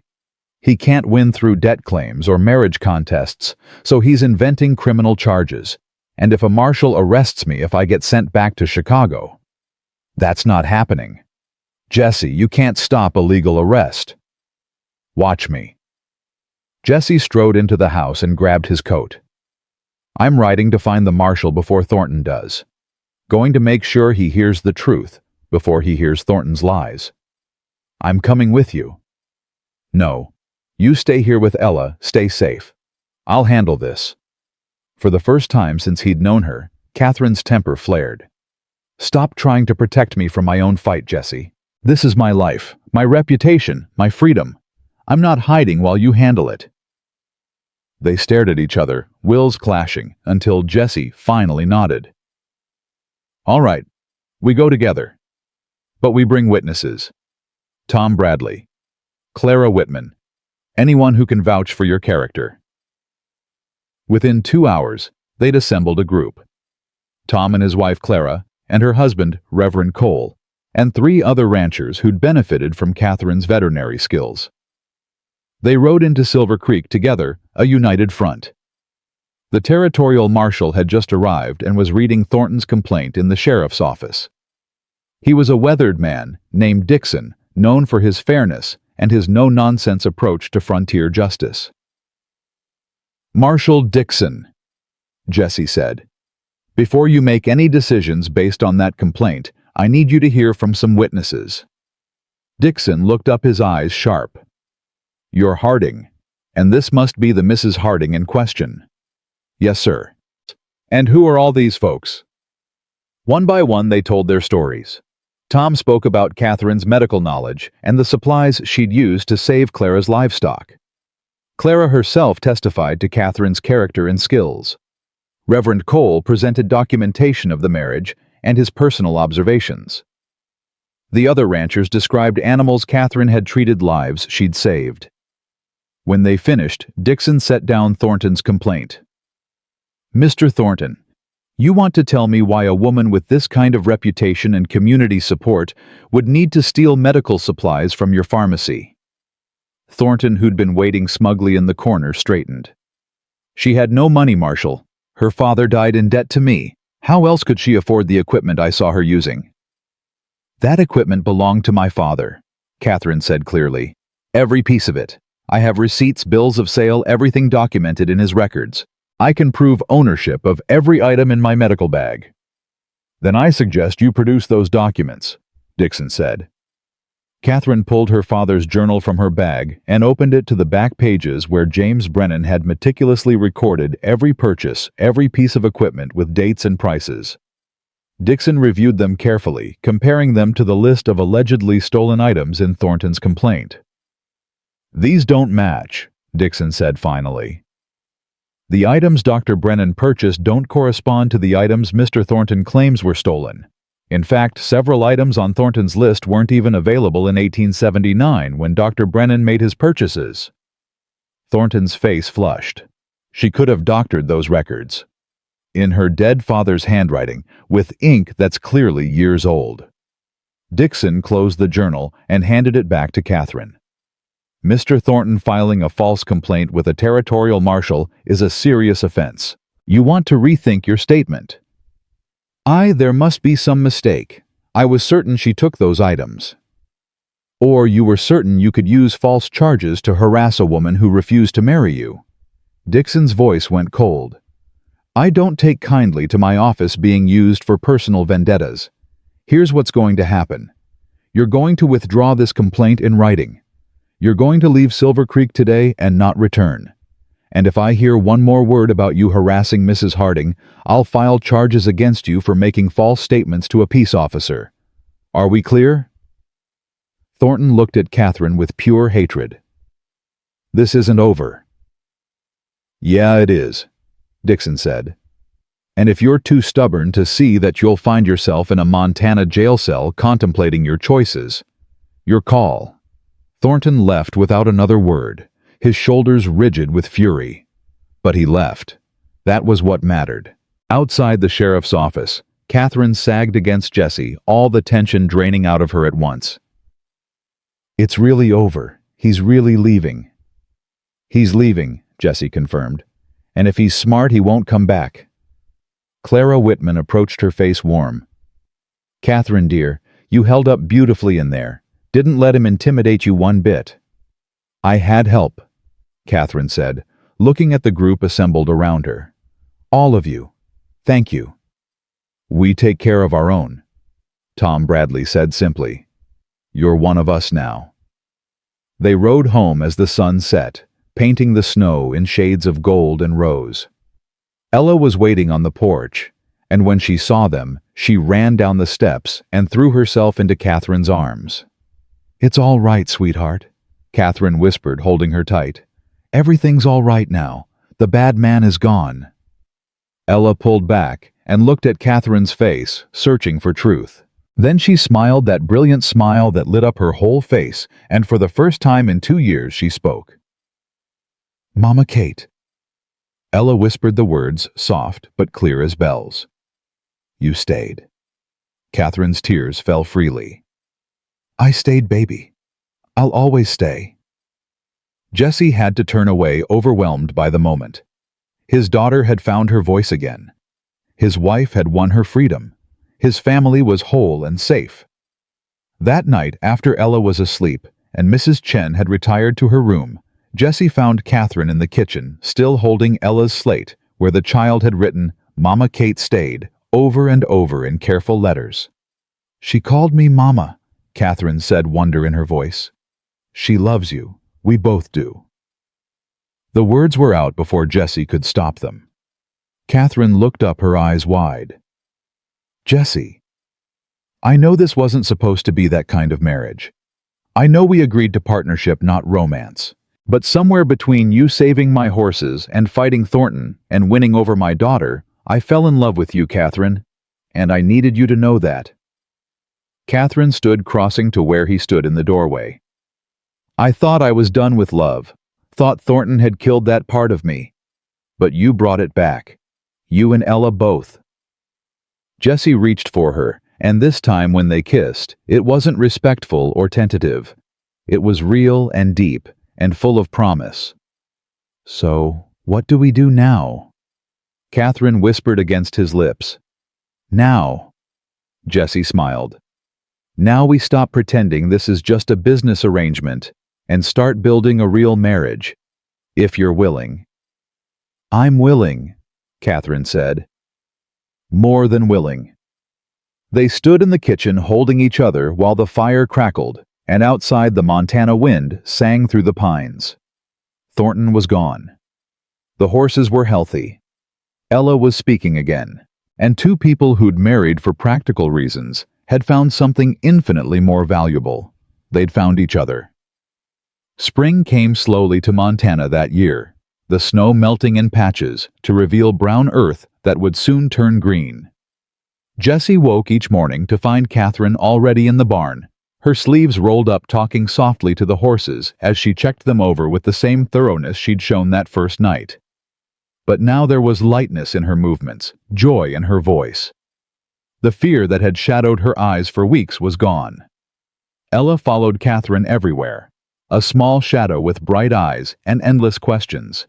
She spoke in whispers, still her voice recovering slowly, like a muscle that had been too long unused, but she spoke. Every day brought new words, new sentences, new laughter that filled the house with music Jesse had thought he'd never hear again. "Mama Kate, why does Thunder toss his head when you check his teeth?" Ella asked one morning, her hand gentle on the gelding's neck. "Because he's ticklish, sweetheart.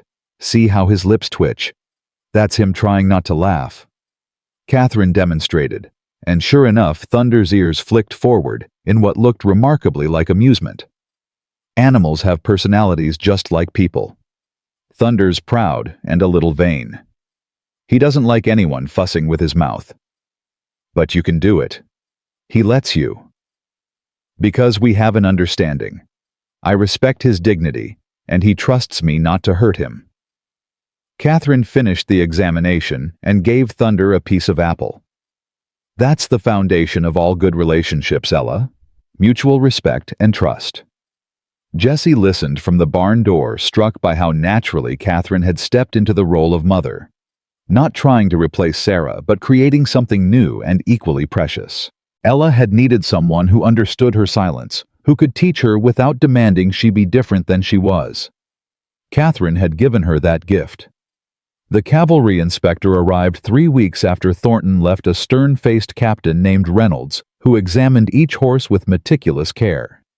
Jesse watched him work his stomach tight with anxiety despite Catherine's assurances that the herd was in excellent condition. Reynolds ran his hands down Thunder's legs, checked teeth and hooves, examined eyes and coats. He made notes in a small leather book, his expression revealing nothing. Finally, after nearly 2 hours, he straightened and faced Jesse. "Mr. Harding, I've been inspecting horses for the cavalry for 12 years. I've never seen a healthier herd. Whatever you've been doing, keep doing it." Jesse's breath left him in a rush. "So we pass?" "You more than pass. In fact, I'd like to increase your contract. The cavalry needs quality horses, and you're clearly capable of providing them." Reynolds glanced toward the barn where Catherine was working with a young mare. "That your wife I've been hearing about? The one with veterinary training?" "That's her. I'd like to speak with her if you don't mind. The cavalry's been looking for someone who can train our soldiers in basic horse care. Might be interested in having her consult." Catherine emerged from the barn, wiping her hands on a cloth, and Jesse made introductions. Reynolds explained what he was looking for, and Jesse saw Catherine's eyes light up with interest. "I could develop a training program," Catherine said slowly. "Basic health assessment, common ailments preventive care. Soldiers should know how to recognize problems before they become emergencies." "Exactly." Reynolds nodded. "Would you be willing to come to Fort Bozeman once a month? We'd compensate you, of course." Catherine looked at Jesse seeking permission, or maybe just confirmation that this was real, that she was truly free to build her own career. He nodded, pride swelling in his chest. "I'd be honored, Captain Reynolds." After Reynolds left with a signed contract for 40 horses and a consulting agreement for Catherine, Jesse swept his wife into his arms and spun her around. She laughed, breathless and radiant. "We did it," she said. "The ranch is saved." "You did it. You saved this place before I even knew it needed saving." Jesse set her down but kept his arms around her. "I'm proud of you, Catherine. So damn proud." She buried her face in his chest. "I never thought I'd have this. A home, a family, work I love that's respected and valued. It feels like a dream. It's real, all of it." That night they celebrated with a dinner that Mrs. Chen had been planning for days. The table was laden with roasted chicken, fresh bred vegetables from the root cellar, and a pie made from preserved apples. Ella sat between her parents, chattering about the horses, about the training program Catherine would develop, about everything and nothing, with the enthusiasm of a child who'd been silent too long. "Can I help with the training program, Mama Kate?" Ella asked, her voice still soft but growing stronger each day. "I could draw pictures of the horses, show the different parts we need to check." "That's a wonderful idea," Catherine said. "Your drawings are very detailed. They'd be perfect for teaching." Ella beamed and immediately started sketching on her slate, her small tongue caught between her teeth in concentration. Later, after Ella was asleep and Mrs. Chen had retired, Jessie and Catherine sat together on the porch. The night air was cool, but no longer bitter, carrying the promise of spring. "I got a letter from Marcus Webb today," Catherine said quietly. "He wanted to update us on Thornton." Jessie tensed. "What about him?" "He's back in Chicago. Webb has a contact there who's been watching the situation. Apparently Thornton's been quiet, hasn't made any more attempts to contact me or cause trouble." "Good. Webb thinks he finally accepted defeat. The false complaint damaged his reputation in Chicago. People are asking questions about why he chased a woman to Montana, why he tried to use the law to harass her. It's not the kind of attention a respectable businessman wants." Jessie pulled Catherine closer. "So it's really over." "It's really over." Catherine turned to look at him, her face serious. "Jessie, I need to tell you something. About us, about this marriage." His heart skipped. "All right. When I came here, I thought I just needed safety. A place Thornton couldn't reach, a new start where no one knew me. But what I found," her voice caught, "you gave me so much more than safety. You gave me purpose, respect, love. You let me be exactly who I am, all the messy, unconventional parts, and you never once asked me to be smaller or quieter or more acceptable." "Catherine, let me finish. I need to say this." She took his hand, her fingers threading through his. "I love you, not because you saved me from Thornton, not because you gave me a home, but because you see me, the real me, and you think she's worth loving." Jessie brought her hand to his lips, kissing her knuckles gently. "That's because she is. You're the strongest, bravest, most capable woman I've ever known. Loving you is the easiest thing I've ever done." They kissed under the emerging stars, and this time, there was no hesitation, no holding back. This was a marriage built on choice, on mutual respect, on love, earned through shared struggle and triumph. When they finally pulled apart, Catherine was smiling. "I should warn you, Captain Reynolds isn't the only one who's been asking about my services. Clara Whitman told half the territory about what I did for her animals. I've had 3 ranchers contact me this week alone, asking if I'd consult on their herds." "You're building a practice." "I am. Is that all right? I know it means I'll be traveling sometimes, working long hours." Jessie laughed. "Catherine, I married a veterinarian. I'd be a fool to expect you not to practice. Besides, we're partners. We'll figure out how to make it work." "Partners," Catherine repeated, savoring the word. "I like that." The next few weeks brought a flurry of activity. Catherine divided her time between the ranch developing the cavalry training program and consulting visits to neighboring ranches. Jessie watched her confidence grow with each successful treatment, each grateful rancher, each horse that recovered under her care. Ella accompanied her mother on local calls, learning by observation and careful questioning. The child had a gift for gentling nervous animals, for reading their body language and anticipating their needs. Catherine nurtured that gift, teaching Ella everything from her grandfather's journal and her own experience. One afternoon, they returned from treating a sick mare at the Peterson Ranch to find Clara Whitman waiting on their porch with several other women from town. "Catherine, dear, we need to talk to you about something," Clara said, her face serious. Catherine exchanged glances with Jessie, worry flickering in her eyes. "Of course. What's wrong?" "Nothing's wrong. Quite the opposite." Clara gestured to the other women. "We've been talking, all of us, about what you've done for this community. The animals you've saved, the knowledge you've shared. And we realized something. Silver Creek doesn't have a veterinarian. Never has.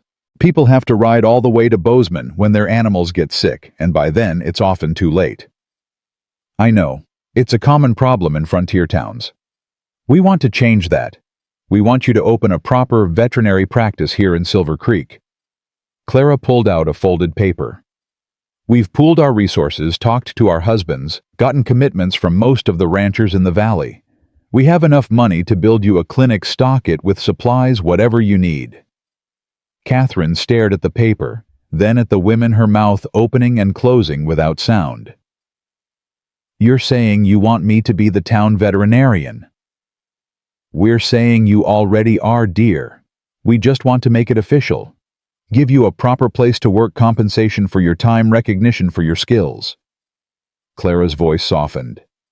"You saved my Bessie when I thought she was lost.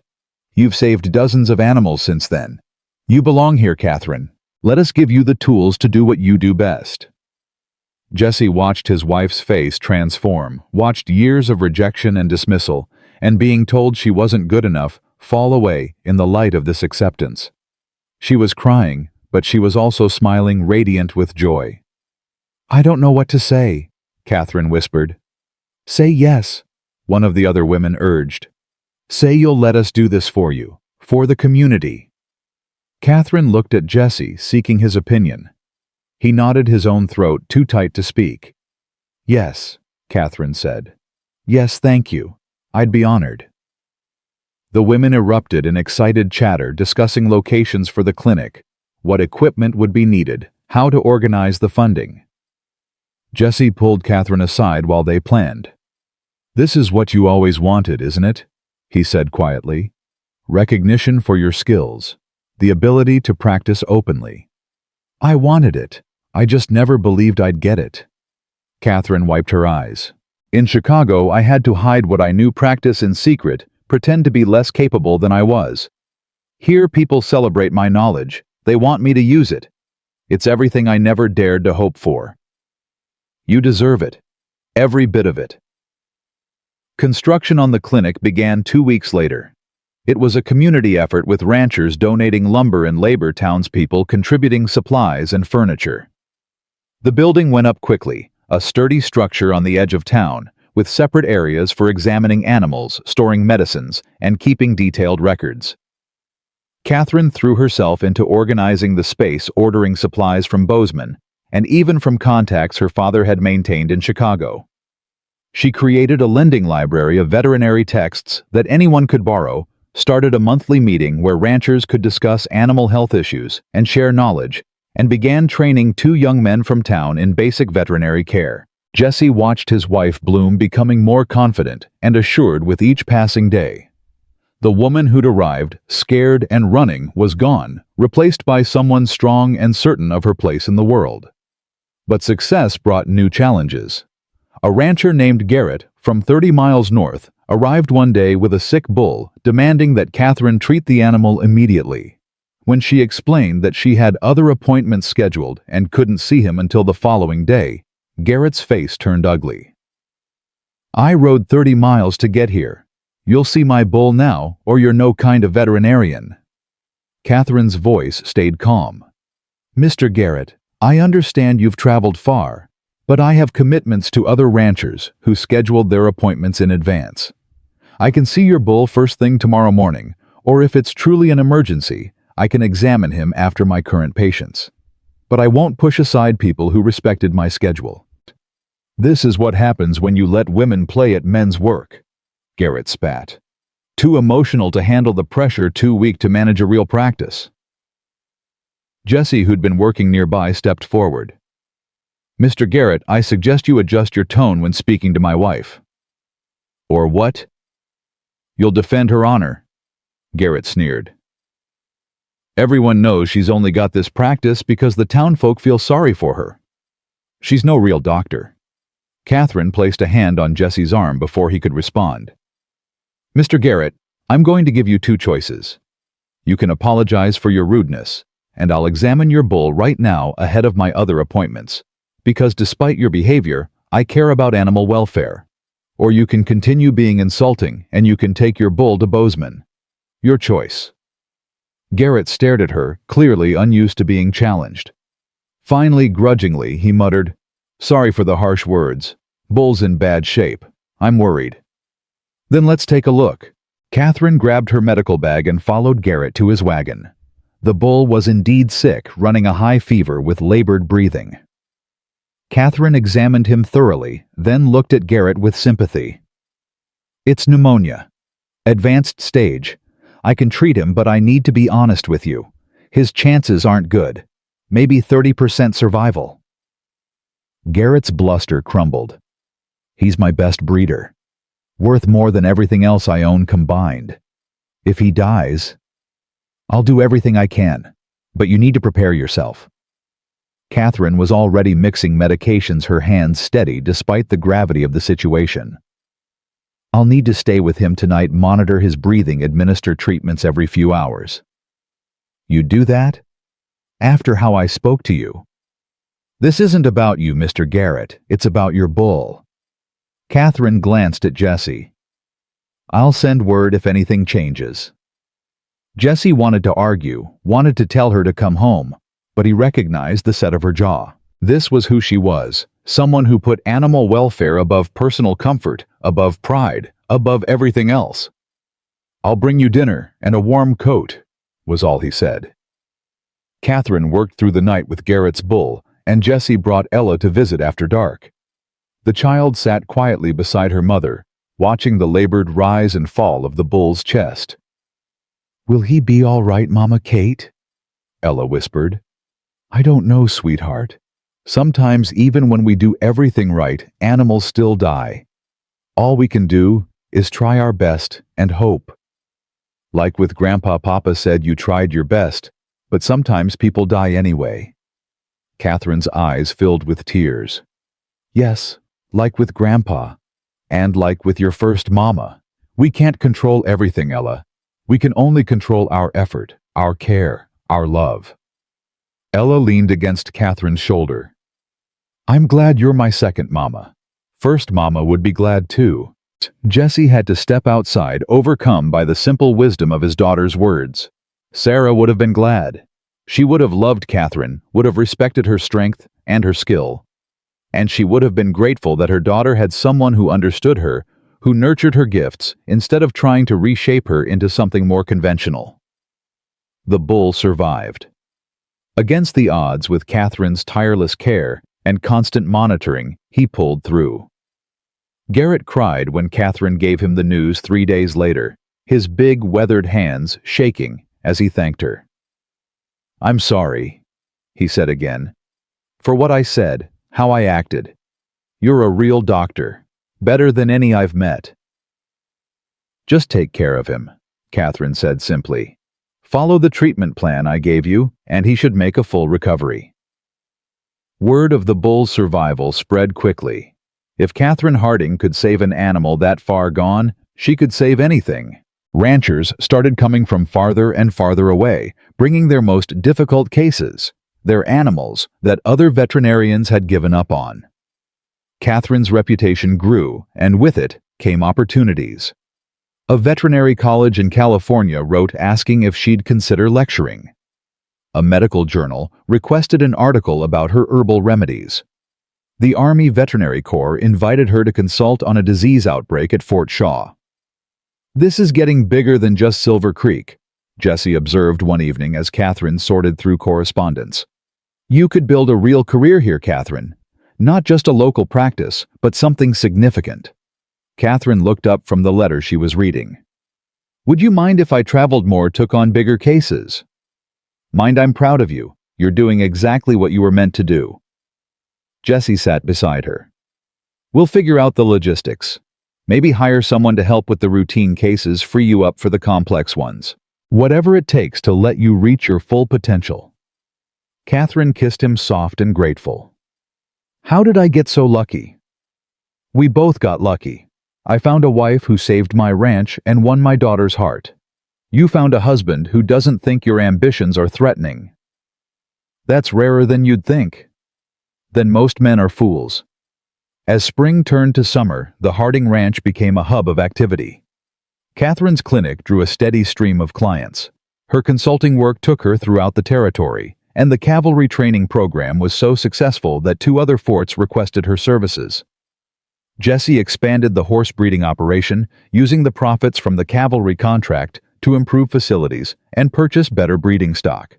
Ella thrived in the middle of it all, learning from both parents, absorbing knowledge like a sponge. She was already assisting Catherine with basic treatments, her gentle hands and intuitive understanding of animals making her invaluable. One evening as they sat together after dinner, Ella looked up from the drawing she was making. "Papa, Mama Kate, I've been thinking about something." "What's that, sweetheart?" Jessie asked. "When I grow up, I want to be a veterinarian like Grandpa Brennan and Mama Kate, a real one with a degree and everything. Will that be all right?" Catherine's eyes shone with tears. "Oh, Ella, that would be more than all right. That would be wonderful." "But I'm a girl. The colleges don't accept girls." "They don't now," Catherine said firmly. "But things are changing. By the time you're old enough, they might. And if they don't, we'll find another way. I'll teach you everything I know, and you'll be so skilled that no college will be able to deny you." "You really think so?" "I know so. You're already better at reading animal behavior than most trained veterinarians I've met. You have a gift, Ella. We're going to nurture it, and nobody's going to stop you from using it." Jessie watched his wife and daughter, their heads bent together over Ella's drawings, planning a future that would have seemed impossible just months ago. A future where a girl could dream of being a veterinarian and have people support that dream instead of crushing it. This was what Catherine had brought to their lives. Not just veterinary skills or financial stability, but possibility. The belief that they could be more than what others expected, that they could build lives based on their strengths rather than others' limitations. That night, lying beside Catherine in the darkness, Jessie said, "I think we should tell Ella the full story someday. About how you came here, what you were running from, how you fought to build this life." Why? Because she needs to know that the strong, confident woman she sees now wasn't always that way. That you were scared once, that you ran, that you doubted yourself, and that you overcame all of it. Jessie turned to face her. She needs to know that strength isn't about never being afraid. It's about being afraid and moving forward anyway. Catherine was quiet for a moment. "You're right. When she's older, when she can understand, we'll tell her. All of it. She'll be proud of you, just like I am. We'll tell her about Sarah, too. About her first mama who loved horses and believed in teaching children through gentleness. About how two mothers can both be real and both be loved." "Sarah would have liked that," Jessie said softly. "She always said love multiplies, it doesn't divide." They fell asleep holding each other secure in the life they'd built together. Outside, the summer wind whispered through the pines, carrying the sound of horses moving peacefully in their pastures. The ranch was thriving, the clinic was succeeding, and a family that had been broken was whole again. Not because everything was perfect, but because they'd learned that perfection wasn't the goal. Building something real, something lasting, something worth fighting for, that was what mattered. And they'd done it. Together. Winter returned to Montana Territory, as it always did, sudden and absolute, transforming the world into something crystalline and still. But this December was different from the one a year ago when Catherine had first arrived. The barn was warm and well-maintained, the horses healthy and strong, and the house rang with voices instead of silence. Jessie stood at the kitchen window watching snow fall in thick flakes, remembering that desperate night when he'd prayed for a sign for anything that might save him from drowning in his own despair. He'd asked God for help, and God had sent him a woman walking through a blizzard with a veterinary journal and more courage than sense. "What are you thinking about?" Catherine asked, slipping her arms around his waist from behind. "About miracles. About how sometimes they look like stubborn women who refuse to give up." She laughed against his shoulder. "Is that what I am? A miracle? Every single day." Jessie turned to face her, cupping her face in his hands. "A year ago, I was ready to lose everything. Now I have more than I ever dreamed of having again." "We both do." Catherine kissed him softly. "I was thinking we should do something special for Christmas. Mark the anniversary of when everything changed." "What did you have in mind?" "A celebration. Invite the whole community. Show them what their support made possible." Catherine's eyes sparkled with plans. "Clara's been hinting that the church needs a new roof. What if we donated the funds? Use some of our profits from this year to give back?" Jessie smiled. That was so perfectly. Catherine always thinking of others, always looking for ways to lift up her community. I think that's a fine idea. Sarah would have approved. They spent the next week preparing. Mrs. Chen cooked for days, filling the house with the smells of roasting meat and baking bread. Ella helped Catherine decorate stringing pine garlands and making paper ornaments with the careful attention to detail she brought to everything. Jessie cleaned the barn and set up tables, transforming it into a gathering space warm enough for a winter celebration. On Christmas Eve morning, Catherine went to the clinic early to check on a horse recovering from colic. Jessie was supposed to meet her there after finishing morning chores, but when he arrived, he found her sitting at her desk, staring at an opened letter, her face pale. "What's wrong?" Catherine looked up, her eyes distant. "It's from the Chicago Veterinary Society. They want to offer me associate membership. Not full membership because I'm a woman, but associate status. It would give me access to their resources, their research, their network." "That's wonderful. Isn't it?" "It is. It's everything my father wanted for me, everything he worked toward." Her voice was thick. "I just wish he could see it. Wish he could know that his teaching wasn't wasted, that I'm doing exactly what he trained me to do." Jessie knelt beside her chair. "He knows, Catherine. Wherever he is, he knows. And he's proud of you." "How can you be sure?" "Because I'm proud of you, and I've only known you a year. He knew you your whole life, watched you grow, taught you everything he knew, trusted you with his life's work." Jessie took her hands. "Of course he's proud. How could he not be?" Catherine wiped her eyes. "I'm going to accept, not for the prestige, but because it means I can help more animals learn new techniques, contribute to the field my father loved. Then accept with my blessing and my pride." That evening, as twilight fell and the snow continued its gentle descent, people began arriving at the ranch. Clara and her husband came first, bringing fresh apple cider. Tom Bradley and his family followed, then Reverend Cole, then ranchers from throughout the valley. Even Marshall Dixon rode in from his rounds to join the celebration. The barn filled with warmth and laughter, with the sound of fiddles and conversation and children playing. Jessie stood at the edge of it all, watching his wife move through the crowd, stopping to talk with everyone, her face alight with joy and belonging. Ella tugged at his sleeve. "Papa, are you going to make a speech?" "I suppose I should. You want to help me?" Ella nodded seriously. At 9 years old, she was still small for her age, but her voice had grown strong and clear. She climbed onto a hay bale beside her father, and Jessie called for attention. "Folks, thank you all for coming tonight. Catherine and I wanted to gather you here to say thank you for everything you've done for us this year, for welcoming a stranger into your community, for supporting her when she needed it most, for giving her the chance to prove herself." "She didn't need much proving," someone called out, and laughter rippled through the crowd. "Maybe not," Jessie agreed. "But you gave her that chance anyway, and it changed our lives. So Catherine and I want to give something back. We're donating funds to repair the church roof, and we're establishing a veterinary fund to help ranchers who can't afford treatment for their animals." Surprised murmurs ran through the gathering. Clara Whitman stood, tears in her eyes. "Jessie, Catherine, that's incredibly generous. But you don't owe us anything." Catherine stepped forward. "It's not about owing. It's about community.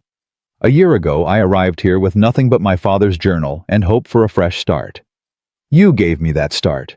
You trusted me when you had no reason to defend me when I needed defending, celebrated my successes like they were your own. This is just us doing the same thing, investing in the community that invested in us." Reverend Cole raised his cup. "To the Hardings, may their generosity inspire us all to give as freely as we've received."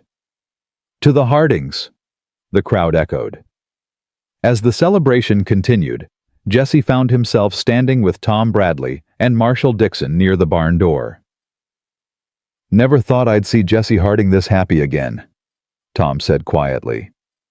"After Sarah died, we all worried about you. Thought maybe you'd given up on life." "I had," Jessie admitted. "Couldn't see a way forward, Couldn't imagine wanting to try. Then Catherine showed up and reminded me that life doesn't ask permission to get better. It just does if you let it. Marshall Dixon chuckled. That woman's something special. Heard she got invited to consult on a horse breeding program in Wyoming. They're offering good money. She's considering it. Wants to expand her knowledge work with different breeds.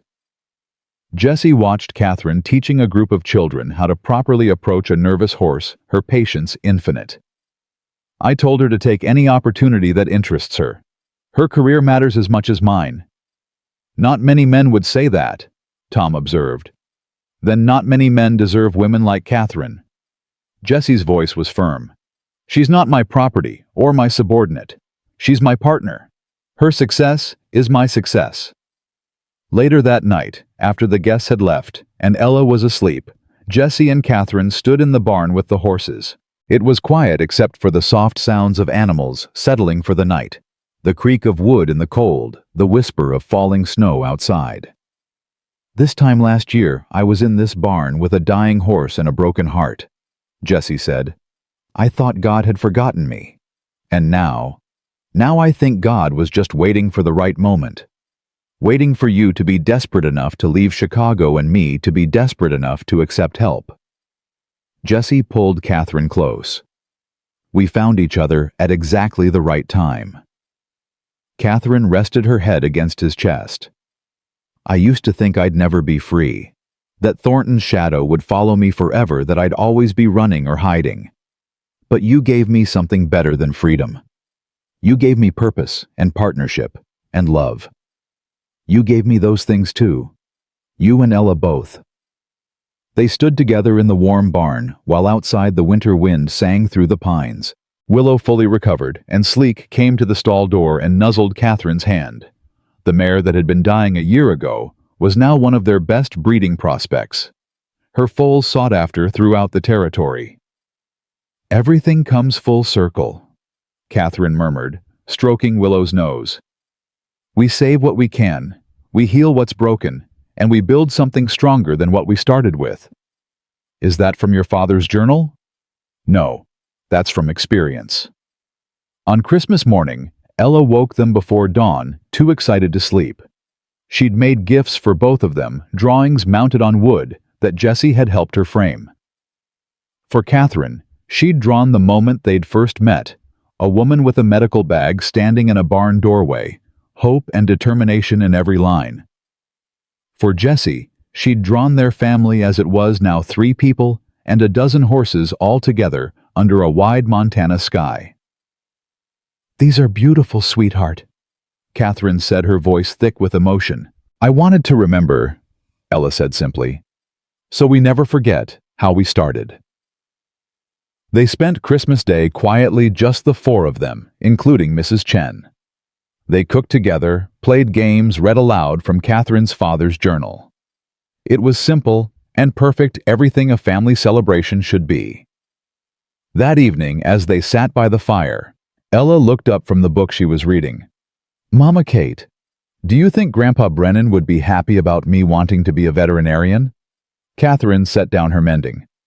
I think he'd be thrilled. He always said his greatest hope was that his knowledge wouldn't die with him, that it would continue through someone who cared as deeply about animals as he did. But he wanted it to be you. He wanted it to be anyone who would carry it forward with honor and skill. That's you, Ella. You have his gift, his compassion, his dedication. He'd be so proud. Ella was quiet for a moment. I miss having a grandpa. I don't remember Mama Sarah's parents. They died before I was born. Catherine glanced at Jessie, then made a decision. Ella, come here. I want to show you something. She retrieved her father's journal and opened it to the first page. There, in faded ink, James Brennan had written an inscription. Read it aloud, Catherine said. Ella's voice was soft. To whoever carries this forward, you are my legacy. Use this knowledge well, heal what you can, and remember that the greatest gift we can give is to ease suffering wherever we find it. With love and hope, James Brennan. He wrote that the day before he died, Catherine said.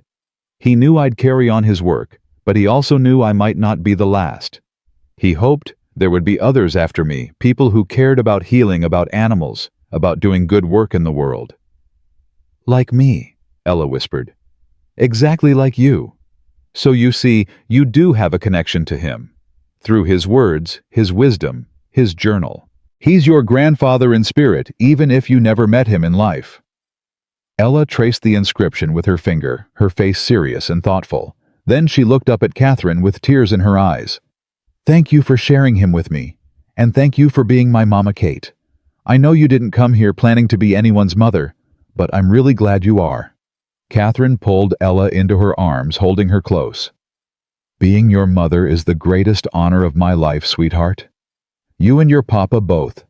You're my family in every way that matters. Jesse had to turn away, his own eyes burning. He'd been so afraid after Sarah died that Ella would never have a mother's love again, that she'd grow up missing something essential. But Catherine had filled that space not by trying to replace Sarah, but by being exactly who she was. Strong, wise, compassionate, and unflinchingly herself. As winter deepened, Catherine's reputation continued to grow. She was invited to speak at a veterinary conference in San Francisco, asked to contribute to a textbook on frontier animal medicine, offered a position teaching at a new agricultural college in Oregon. She considered each opportunity, carefully discussing them with Jesse, weighing the benefits against the cost of time away from home. In the end, she accepted the speaking engagement and the textbook contribution, but declined the teaching position. Why? Jesse asked. It's a prestigious offer. Because my life is here. My practice, my family, my community. I can contribute to the field without leaving Montana. Catherine smiled. Besides, I'm training the next generation right here. Ella and the two young men at the clinic, they're learning everything I know. That's legacy enough. Jesse understood. Success wasn't about prestige or recognition. It was about building something meaningful and sustainable, something that would outlast them both. One March afternoon, a year and 4 months after Catherine had first arrived, a letter came from Chicago. Catherine opened it at the kitchen table, Jesse watching her face carefully.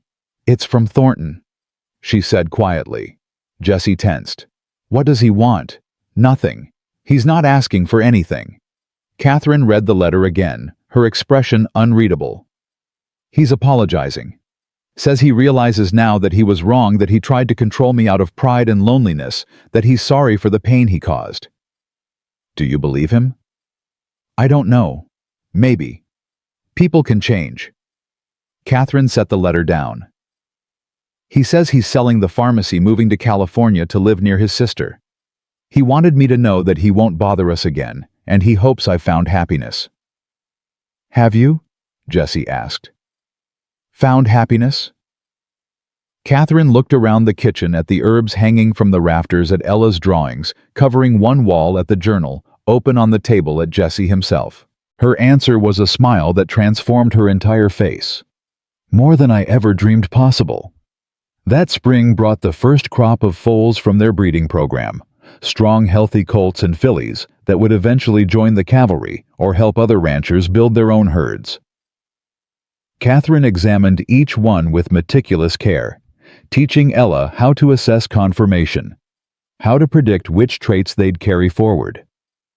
This filly, Catherine said, running her hands over a gray foal with intelligent eyes. She's going to be special.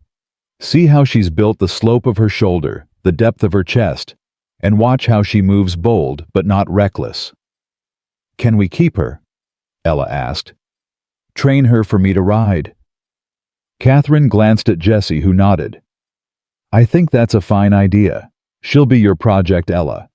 You'll help train her, care for her, learn from her. Ella named the filly Legacy, and the name seemed perfect. This was what they were building, not just a ranch or a veterinary practice, but a legacy of knowledge and compassion and partnership that would extend far beyond their own lives. As summer approached, Jesse and Catherine sat on the porch one evening, watching Ella work with Legacy in the paddock. The girl moved with confidence, her voice calm and steady, as she led the young horse through basic groundwork. She's going to be extraordinary, Catherine said. Better than me, maybe. She's learning younger, absorbing more. She has an excellent teacher. She has two excellent teachers. You've taught her as much as I have. Patience, consistency, respect. Those aren't just veterinary skills. They're life skills. Jessie took Catherine's hand. I want you to know something. Before you came, I was just surviving. Going through the motions, waiting for nothing in particular. You didn't just save my ranch, Catherine. You saved my life. We saved each other. That's how the best partnerships work. They sat in comfortable silence, watching the sun paint the mountains in shades of gold and amber. The horses grazed peacefully. The barn stood strong and well-maintained, and somewhere in the house, Mrs. Chen was preparing dinner. This was what home felt like. Not a place, but a collection of people and purposes, and shared dreams. Catherine had walked into Jessie's life through a winter storm carrying nothing but a medical bag and desperate hope, and together they'd built something that would last beyond storms, beyond seasons, beyond any single lifetime. Jessie, Catherine said suddenly, I never thanked you properly. For taking a chance on me. For believing I was who I claimed to be when you had every reason to doubt. You proved yourself within hours of arriving. I'd have been a fool not to believe you. Still, you could have turned me away that first night. Sent me back to town, told me you'd changed your mind about needing a wife. But you didn't. No. Because the moment you started talking about strangles and treatment protocols, I knew you were real. And when you worked through the night to save Willow without asking for anything in return, I knew you were extraordinary. Jessie brought her hand to his lips. I didn't save you, Catherine. You saved yourself. I just had the good sense to get out of your way and let you. As darkness fell and the first stars emerged, Ella came running up from the paddock, her face flushed with excitement. Mama Kate, Papa, did you see Legacy walked right into the training halter without any fuss? She's learning so fast. That's because she has a good teacher, Catherine said, pulling Ella into a hug. You're doing wonderful work with her, sweetheart. Later, after Ella was asleep and the house was quiet, Jessie found Catherine in her study, reviewing case notes for tomorrow's appointments. She worked by lamplight, her face serious with concentration, occasionally making notes in the margins. You should rest, Jessie said from the doorway. Just finishing up. There's a difficult case tomorrow, infected hoof that's not responding to standard treatment. I want to review my father's notes on alternative approaches. Jessie came to stand behind her, reading over her shoulder. The journal was filled with James Brennan's careful observations, detailed drawings, notes from decades of practice. It was a treasure trove of knowledge, and Catherine had added to it over the past year, documenting her own cases and discoveries. This will be Ella's someday, Catherine said softly. And maybe her daughters after that, or her students. The knowledge keeps growing, keeps passing forward. That's the best kind of legacy. Not money or property, but wisdom earned through experience and shared freely. Catherine closed the journal and stood turning into Jessie's embrace. I love you. I know I don't say it often enough, but I do. More than I have words for. I love you too, always will. They stood together in the small circle of lamplight, while outside the Montana night stretched vast and dark and full of stars. Somewhere in Chicago, Tobias Thornton was packing his belongings and preparing to start over. Somewhere in the barn, horses slept peacefully healthy and cared for. Somewhere down the hall, a child dreamed of following in her grandfather's footsteps. And here, in this quiet room, two people who'd married for practical reasons held each other with a love that had grown from respect and partnership and shared purpose into something profound and unbreakable. Jessie thought back to that desperate prayer he'd whispered a year and a half ago when he'd asked God for a sign for any reason to keep fighting. He'd thought he needed a miracle.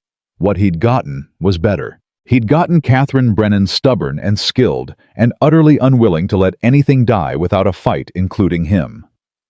She'd arrived with nothing but knowledge and courage, and together they'd built a life that mattered. A ranch that thrived, a practice that healed a family that loved each other, not despite their differences, but because of them. That was the real miracle.